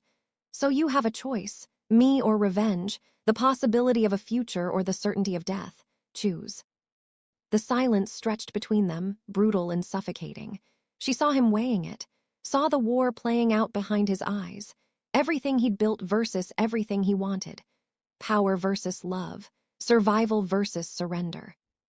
I can't let him destroy everything, Minho said finally. Even if it means losing me. His jaw clenched, even then. The words hit like a physical blow. Isabella stumbled back, wrapping her arms around herself. Then we're done. Isabella. No, I gave you a chance, gave you conditions. You agreed. And now you're breaking your word because revenge is more important than, her voice cracked, than anything we could have had. This isn't about revenge. It's about survival. It's about pride, about ego, about proving you're the biggest monster in the room. She headed for the door. I'm calling Jinwoo, I'm leaving, and I'm not coming back. She made it 3 steps before Minho was there, blocking her path. You can't leave. It's not safe. I'll take my chances. Isabella, please. Move. No, his voice hardened. You chose to stay. You chose this. You don't get to run now just because I'm not the man you want me to be. You're right, I chose wrong. She met his eyes, let him see her heart breaking in real time. I chose to believe you could be better, that love could change you, that I mattered enough for you to try. I was wrong. Something in his expression shattered. Don't say that. Why not? It's true, you just proved it. She pushed past him, headed for the door. Goodbye, Minho. I hope your revenge is worth it. She was outside before he caught her, spinning her around. You're not leaving, not like this. You don't get to decide. He kissed her, hard and desperate and edged with something that felt like panic. His hands fisted in her hair, holding her captive, and she hated how her body responded. How she kissed him back despite everything. How she still wanted him even as he broke her heart. When he finally pulled back, they were both breathing hard. I can't lose you, he said roughly. I can't let him win, and I can't be what you need me to be. So I'm trapped, Isabella, caught between losing everything and losing you, and I don't know how to choose. She touched his face, memorized the lines of it. Then let me make it easy. I'm choosing for both of us. I'm leaving, and you're going to let me go. Isabella. Let me go, Minho, please, before we destroy each other completely. For a moment, she thought he'd refuse. Thought he'd lock her in the safe house, keep her prisoner, prove he was exactly the monster everyone said. Instead, he stepped back, released her. Let his hands fall to his sides. Jinwoo will take you wherever you want to go, he said, voice dead. You'll have protection, money, whatever you need. I don't want your money. You're getting it anyway. He turned away, couldn't look at her. Go, before I change my mind about letting you. This was it, her chance to escape, to save herself, to walk away from the violence and danger and certain destruction that came with loving Kang Minho. She should take it, should run and never look back. Instead, she heard herself say, 24 hours. He turned. What? Give me 24 hours. Let Jinwoo finish investigating. Let me see if we can find enough evidence to stop Prosecutor Yoon legally. She moved closer. If we can't, if there's no other option, then I'll accept your choice. I'll leave, and you can end this your way. And if we find evidence, then you use it. You fight him in court. You prove you're capable of choosing a different path. She grabbed his hand. 24 hours, Minho, that's all I'm asking. He stared at their joined hands, and she could see him calculating, weighing options, trying to find the trap. Why? He asked finally. Why give me more time when you've already decided I'm going to fail? Because I haven't decided that. You have. She squeezed his fingers. I still believe you can choose differently. I still believe there's more to you than violence and death. But you have to believe it too. You have to want it. What if I don't know how to want anything else? Then I'll teach you. She rose on her toes, kissed him softly. 24 hours, starting now. He pulled her close, buried his face in her hair. You're going to break my heart. Only if you let me. She held him tight, breathed him in. Please, Minho, just try, for me, for Soo-jin, for the possibility that maybe, just maybe, monsters can have happy endings after all. He didn't answer, just held her like she was the only thing keeping him from falling apart. And maybe she was. The 24 hours felt like a countdown to the end of the world. Isabella spent the first 6 hours with Jinwoo and his tech team, going through surveillance footage frame by frame. The traitor in Minho's organization, a man named Choi Sung-ho, appeared in dozens of clips, entering Isabella's classroom, meeting with unidentified men in parking garages, using burner phones that pinged off towers near Prosecutor Yoon's office. It's circumstantial, Jinwoo said for the 3rd time. Defense lawyers would tear it apart, say the meetings were coincidental. That proximity to a cell tower doesn't prove communication. But it establishes a pattern, Isabella insisted. She'd barely slept, surviving on coffee and stubborn hope. If we can show Choi received payments from accounts connected to Yoon. The money trail is clean. Yoon's too smart to leave direct evidence. Jinwoo rubbed his eyes, looking as exhausted as she felt. We're running out of time, Miss Kingsley. In 18 hours, boss is going to do this his way. And honestly, I can't blame him. Isabella looked at the screens, the endless evidence that proved everything and nothing. Choi Sung-ho was guilty. Prosecutor Yoon was behind the attacks, but proving it in a court of law, that was another matter entirely. What about Choi himself? She asked. Where is he now? Jinwoo's expression went carefully blank. Being questioned. Questioned how? You don't want to know. She probably didn't, but she asked anyway. Is Minho with him? No, boss is keeping his distance, letting others handle the interrogation. Jinwoo paused. Because of you, because you asked him to try differently. The weight of that settled over her. Minho was holding back, restraining himself.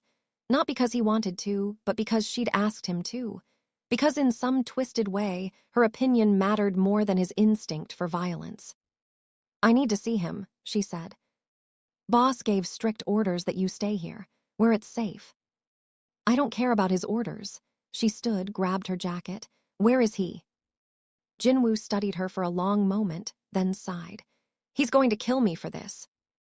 Minho was in a warehouse in Incheon, the same one where he'd beaten a man for stealing from him 3 nights ago. Before everything fell apart. Before Isabella became his entire world and his greatest weakness. Now he stood in the empty space, staring at nothing, trying to calculate impossible odds. 18 hours left. 18 hours to find evidence that would satisfy Isabella's faith in legal justice. 18 hours before he stopped pretending he was anything other than what he'd always been. A monster. His phone buzzed. Jinwoo. Incoming. I tried to stop her. Minho turned just as Isabella walked through the warehouse door, flanked by 2 of his security team who looked apologetic. She was furious, exhausted, and absolutely magnificent in her defiance. You need to be at the safe house, he said. You need to stop making decisions for me. She crossed the space between them, and he saw the toll the last 6 hours had taken. Dark circles under her eyes, tension in every line of her body, but her gaze was steady, determined. Jinwoo says we're hitting dead ends, that the evidence won't hold up. It won't. Then we need Choi to confess, officially, on record, in a way that can't be dismissed as coerced. She grabbed his arms. Where is he? Minho didn't want to tell her, didn't want her to see that side of his world, but lying would only make it worse. Basement level, secured room. My people have been questioning him for the last 4 hours. Questioning or torturing. Does it matter? Yes, her voice was firm. It matters for what we can use in court. It matters for who you are. It matters to me. He wanted to argue, to tell her that in his world, results were all that mattered. That morality was a luxury he'd never been able to afford. But the look in her eyes stopped him. Questioning, he said finally. No physical violence, just psychological pressure, showing him evidence of his betrayal, making him understand what happens to traitors in my organization. And what does happen? Usually, they disappear. Isabella flinched but didn't back down. But not this time. This time you're going to offer him a deal. What kind of deal?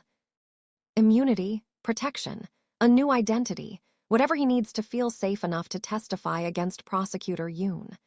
She moved closer, and he could smell her scent, vanilla and determination, and something that made his chest ache. You give him a way out, and he gives you what you need to destroy Yoon legally. And if he refuses? Then we've lost nothing. But if he accepts, if he's willing to confess everything in exchange for his life, then we have a real chance. Her hands found his face, forced him to look at her. Please, Minho, just try one more option before you give up. He wanted to tell her it was hopeless. That men like Choi didn't betray their employers twice. That prosecutor Yoon had probably promised him protection, money, everything he needed to feel safe. But the hope in Isabella's eyes was impossible to resist. All right, he said.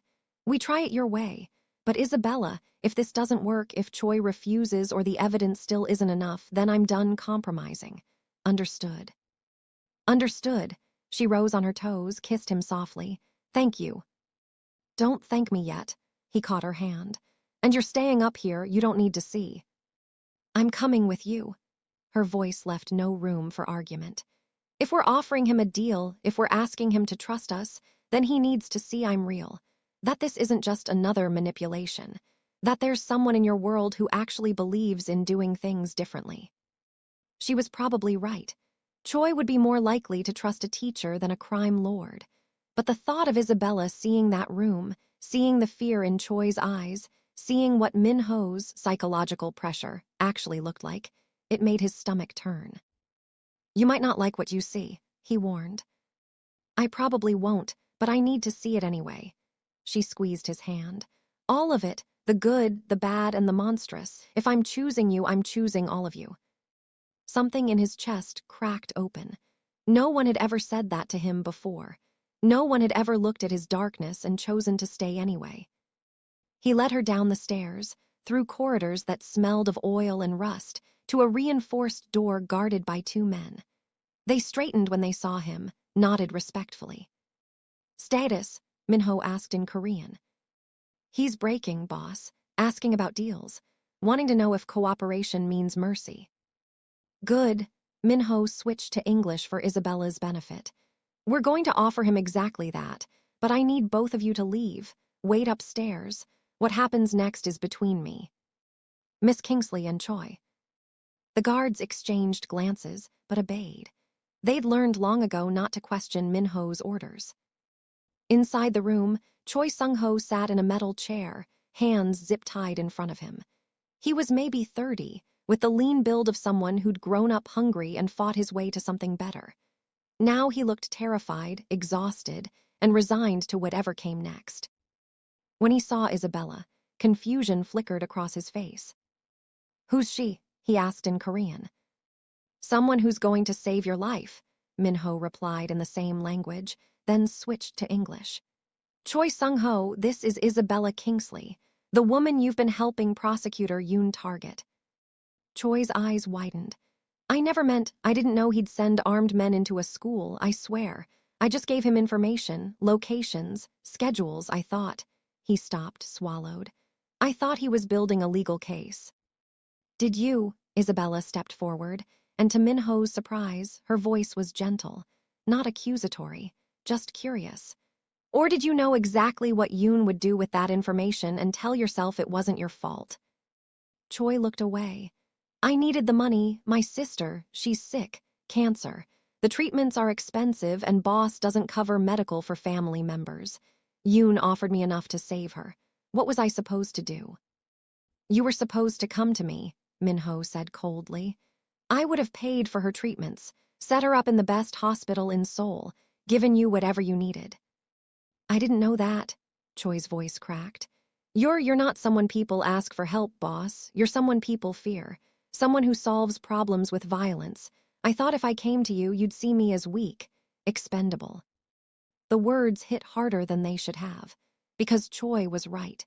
Min-ho had built his empire on fear, had cultivated a reputation as someone who didn't tolerate weakness or sentiment, had made himself into exactly the kind of monster that made asking for help seem like suicide. He's right, Isabella said quietly, and Min-ho turned to her. You built a world where people are too scared to trust you, where loyalty comes from fear, not respect, where asking for help feels like signing your own death warrant. That's how power works, Min-ho said. No, that's how tyranny works. She moved between them, looked at Choi. But right now, you have a choice. You can keep protecting prosecutor Yoon, hope he follows through on whatever promises he made, and pray that Min-ho shows mercy. Or, Choi asked. Or you can tell us everything.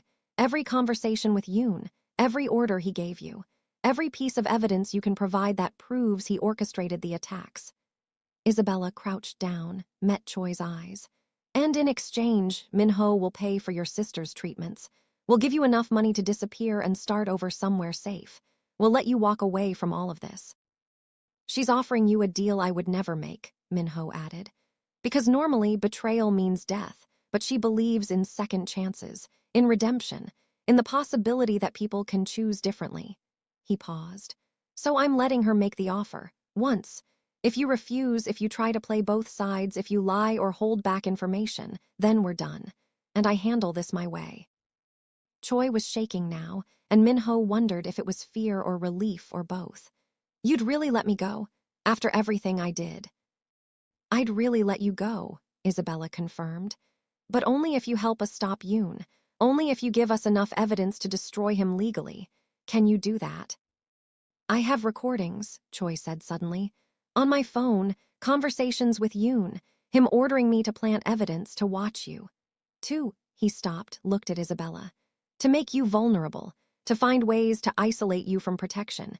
He was obsessed with you, said you were the key to destroying Boss because Boss had never cared about anyone before. Minho's hands clenched into fists. Hearing it confirmed that Yoon had deliberately targeted Isabella, had seen her as a weakness to exploit, made rage burn through him like acid. But Isabella just nodded calmly. Where's the phone now? Hidden in my apartment, behind a loose tile in the bathroom. Choi gave them the address, the specific location. But even with the recordings, Yoon will claim they're fake, edited. He's a prosecutor. He knows how to discredit evidence. Let us worry about that, Minho said. Right now, you're going to write down everything, every meeting, every conversation, every order Yoon gave you, dates, times, locations, everything you can remember. And then we get you out of the country, new identity, new life. Your sister gets the best treatment available. Minho pulled out his phone, made a call. Within seconds, Jinwoo was coordinating the logistics. But Choi, if you're lying, if those recordings don't exist or don't say what you claim. I'm not lying, Choi interrupted. I swear on my sister's life. Those recordings are real. They're enough to prove Yoon broke the law, enough to destroy him. Isabella stood, looked at Minho. Then we have what we need. Maybe. Minho still didn't trust it. Didn't trust that something this critical would actually work. We need to verify the recordings first. Make sure they're authentic and damning enough to use. I'll go get them, Isabella said. Give me the address. Absolutely not. Minho caught her arm. You're not going anywhere near Choi's apartment. If Yoon has people watching it, if this is a trap. Then send a team. But we need those recordings, Minho. They're our smoking gun. He wanted to argue, wanted to lock her in the safe house and handle this himself. But the clock was ticking. 12 hours left. 12 hours to retrieve the evidence, verify it, and figure out how to use it without getting arrested in the process. Jinwoo, he called. I need a team at Choi's apartment. Full sweep. Look for surveillance, booby traps, anything suspicious. If it's clear, retrieve the phone. If it's not, we abort, Jinwoo said. I know the protocol, boss. While they waited, Isabella convinced Minho to let her talk to Choi alone. He hated the idea, hated leaving her in a room with a man who'd betrayed him. But she insisted, and some part of him, the part that was trying to be better, trying to deserve her, agreed. He watched through the one-way glass as Isabella sat across from Choi, speaking quietly. He couldn't hear the words, but he saw Choi's expression shift, saw the fear fade into something that looked like hope, saw him nod, wipe his eyes, respond with obvious gratitude. She was performing a miracle, taking a traitor and turning him into an ally, using compassion where Minho would have used threats, offering redemption where Minho would have offered death. And it was working. She's good for you, Jinwoo said, appearing at his elbow. Makes you think before you act, consider consequences, try solutions that don't involve body counts. She makes me weak, Minho replied. No, she makes you human. Jinwoo glanced at him. There's a difference. Before Minho could respond, his phone rang. The team at Choi's apartment. Boss, we found the phone. The recordings are real. We're sending you clips now. Minho's tablet lit up with files. He opened the first one, heard Prosecutor Yoon's voice crystal clear. I need eyes on the teacher. Isabella Kingsley. Find out everything. Her schedule, her weaknesses, where she goes when she's alone. I want to know how to make her matter to Kang, how to use her to break him. The next recording was worse. Yoon explicitly ordering Choi to plant the photograph, to vandalize Isabella's classroom, to create fear and suspicion. The final recording was damning. If it comes to it, if Kang won't break any other way, we take her. Bring her in, use her as leverage. He'll give up everything to get her back. I've seen how he looks at her. She's his weakness, and we exploit weaknesses. Minho listened to all of it, rage building with each word. This wasn't just about bringing down a criminal. This was personal, obsessive. Yoon had targeted Isabella specifically because he'd noticed Minho's interest in her. Which meant this was Minho's fault.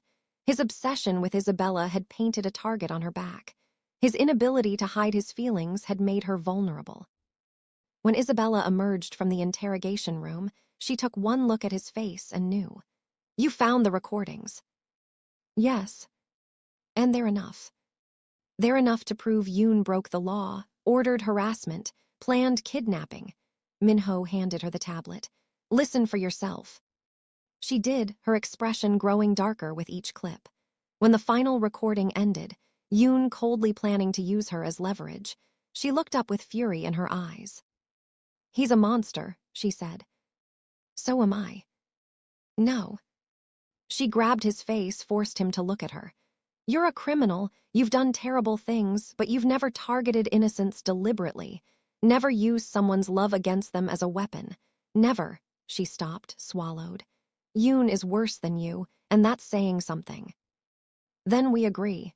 Minho took the tablet back. He needs to be stopped. Legally, Isabella insisted. Using these recordings, turning them over to someone who can. Who? The police. Yoon has half the force in his pocket. Minho shook his head. The media, they'll question the authenticity, claim we manufactured evidence.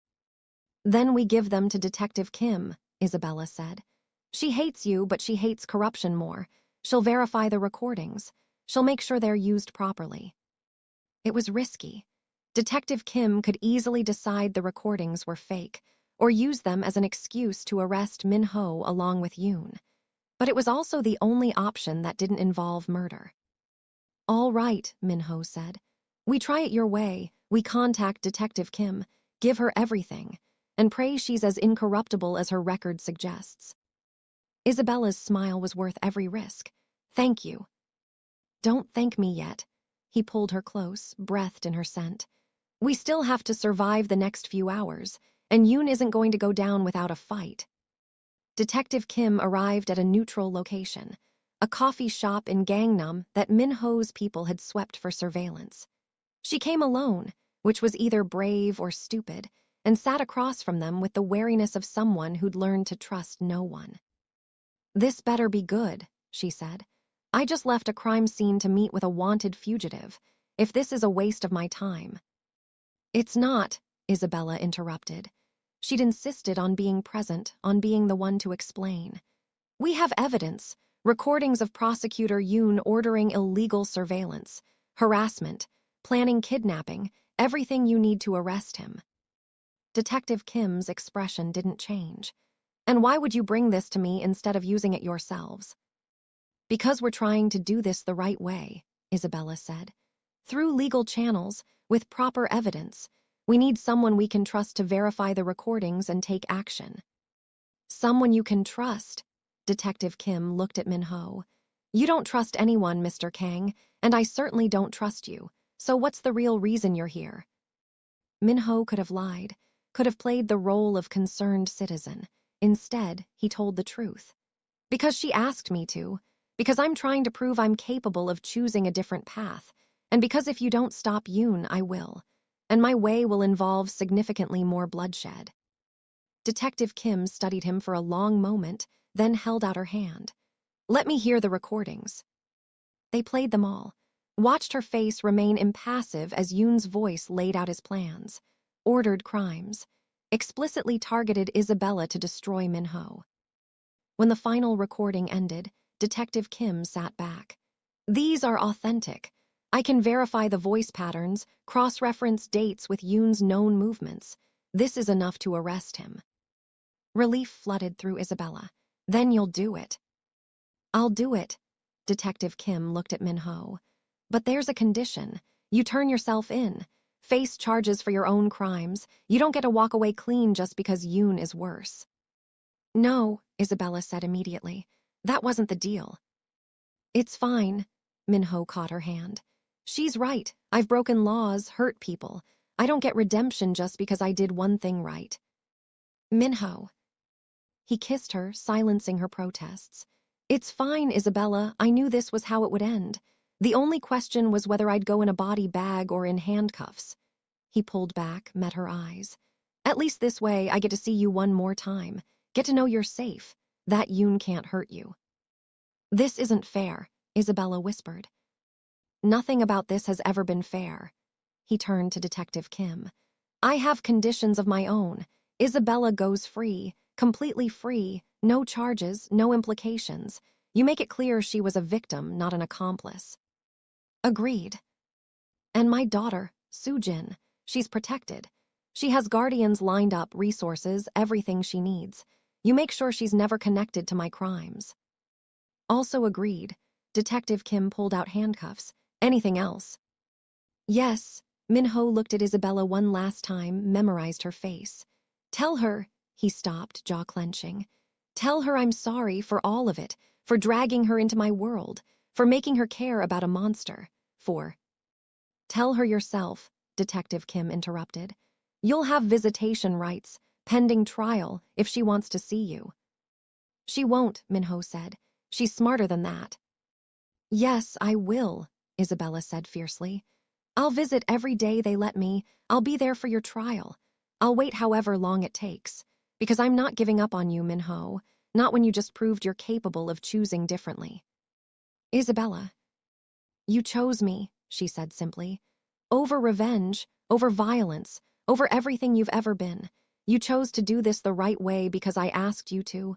That's not nothing, that's everything. He wanted to argue, to tell her she was being naive. That one good choice didn't erase 15 years of crimes, that he didn't deserve her faith or her love or her loyalty. But the look in her eyes stopped him. She believed in him, genuinely believed he could be more than a monster, and maybe, just maybe, that belief was worth fighting for. Hands behind your back, Detective Kim said. Minho obeyed, felt the cold metal close around his wrists, felt his freedom evaporate, felt everything he'd built slip away. And somehow, looking at Isabella's tear-streaked face, he didn't care. One more thing, he said to Detective Kim. Jinwoo, Park Jinwoo, he's my second in command. He'll cooperate fully, answer any questions, help you dismantle my organization. In exchange, he gets immunity for everything. That's a big ask. Without him, you'll spend years chasing shadows. With him, you get everything. Names, operations, financial records, he knows it all. Minho paused. And he'll do it because I'm ordering him to, because it's time. Detective Kim considered, then nodded. I'll make it happen. As they led Minho away, Isabella followed, refusing to let him disappear without a fight. At the car, she grabbed his arm. I love you, she said desperately. I know it's crazy and too soon and completely irrational, but I love you, and I'm not walking away. Minho's chest tightened painfully. You should. Well, I'm not. She kissed him one last time, tasting salt from her tears. So get used to it, because when you get out, and you will get out, I'm going to be there, waiting, ready to see what kind of life we can build when you're not running from the law. Isabella. No arguments, no protests, just, she touched his face. Just promise me you'll try, in prison, during the trial. After, promise me you'll keep choosing to be better. He wanted to promise, wanted to give her the certainty she deserved, but he'd learned long ago not to make promises he couldn't keep. I'll try, he said finally. For you, for Soojin, for the possibility that maybe I'm not completely beyond redemption. That's all I'm asking. She stepped back, let Detective Kim put him in the car.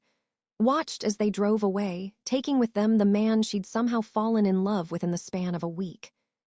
It was insane, impossible, exactly the kind of love story that shouldn't work. But she'd meant what she said. She wasn't giving up, wasn't walking away, wasn't letting him disappear into the system without a fight. Because Kang Minho had chosen her, over revenge, over violence, over everything he'd ever been. And she was going to prove that choice mattered, that love could change even a monster, that happy endings were possible, even for people who'd done terrible things. It would take time, patience, faith that he could become more than what he'd been.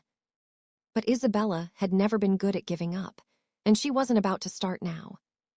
6 months later, the courtroom was packed with media, spectators, and people who'd come to see the infamous Kang Min-ho finally face justice. Isabella sat in the front row, exactly where she'd sat every single day of the trial, wearing her most professional dress and the most defiant expression she could manage. Min-ho's lawyers had argued for leniency, cooperation with authorities, the recordings that had brought down prosecutor Yoon, who was now serving his own sentence for corruption, illegal surveillance, and conspiracy to commit kidnapping. Min-ho's testimony had been crucial in that conviction. The prosecution had argued for the maximum sentence, laid out 15 years of crimes in excruciating detail, shown evidence of violence, illegal operations, everything that made Min-ho exactly what he'd always claimed to be, a monster. Now, the judge was ready to deliver the verdict.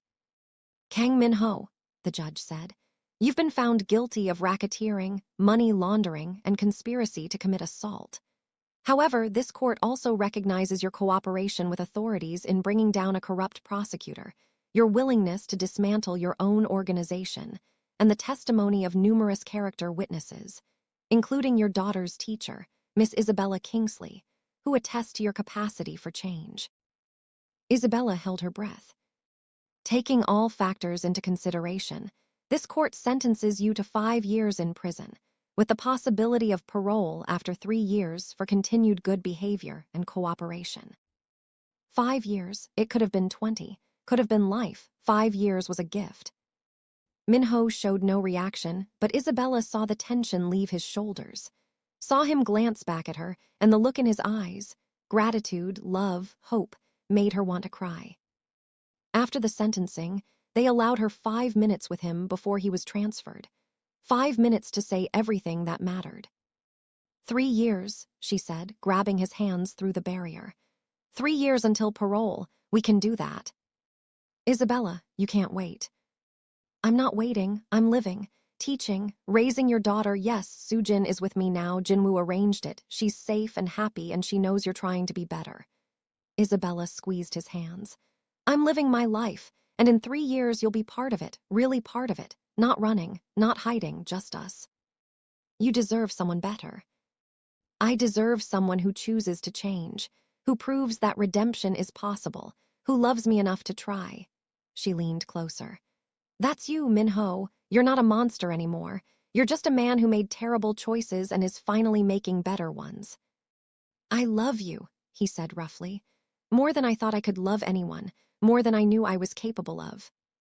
I know, she smiled through her tears. And in 3 years we get to find out what that looks like, what we can build together when you're free. Time's up, the guard said. Isabella stood but didn't let go of his hands. 3 years, and then the rest of our lives, deal. Min-ho smiled, really smiled, genuine and warm and utterly transformed from the cold man she'd met in that parent-teacher conference. Deal. She watched them take him away, watched him disappear into the system, and felt no despair, only determination. Because monsters didn't get happy endings. But men who chose to change, men who fought to be better, men who loved deeply enough to sacrifice everything. They got second chances. And Isabella intended to make sure Min-ho's second chance was worth every moment of the wait.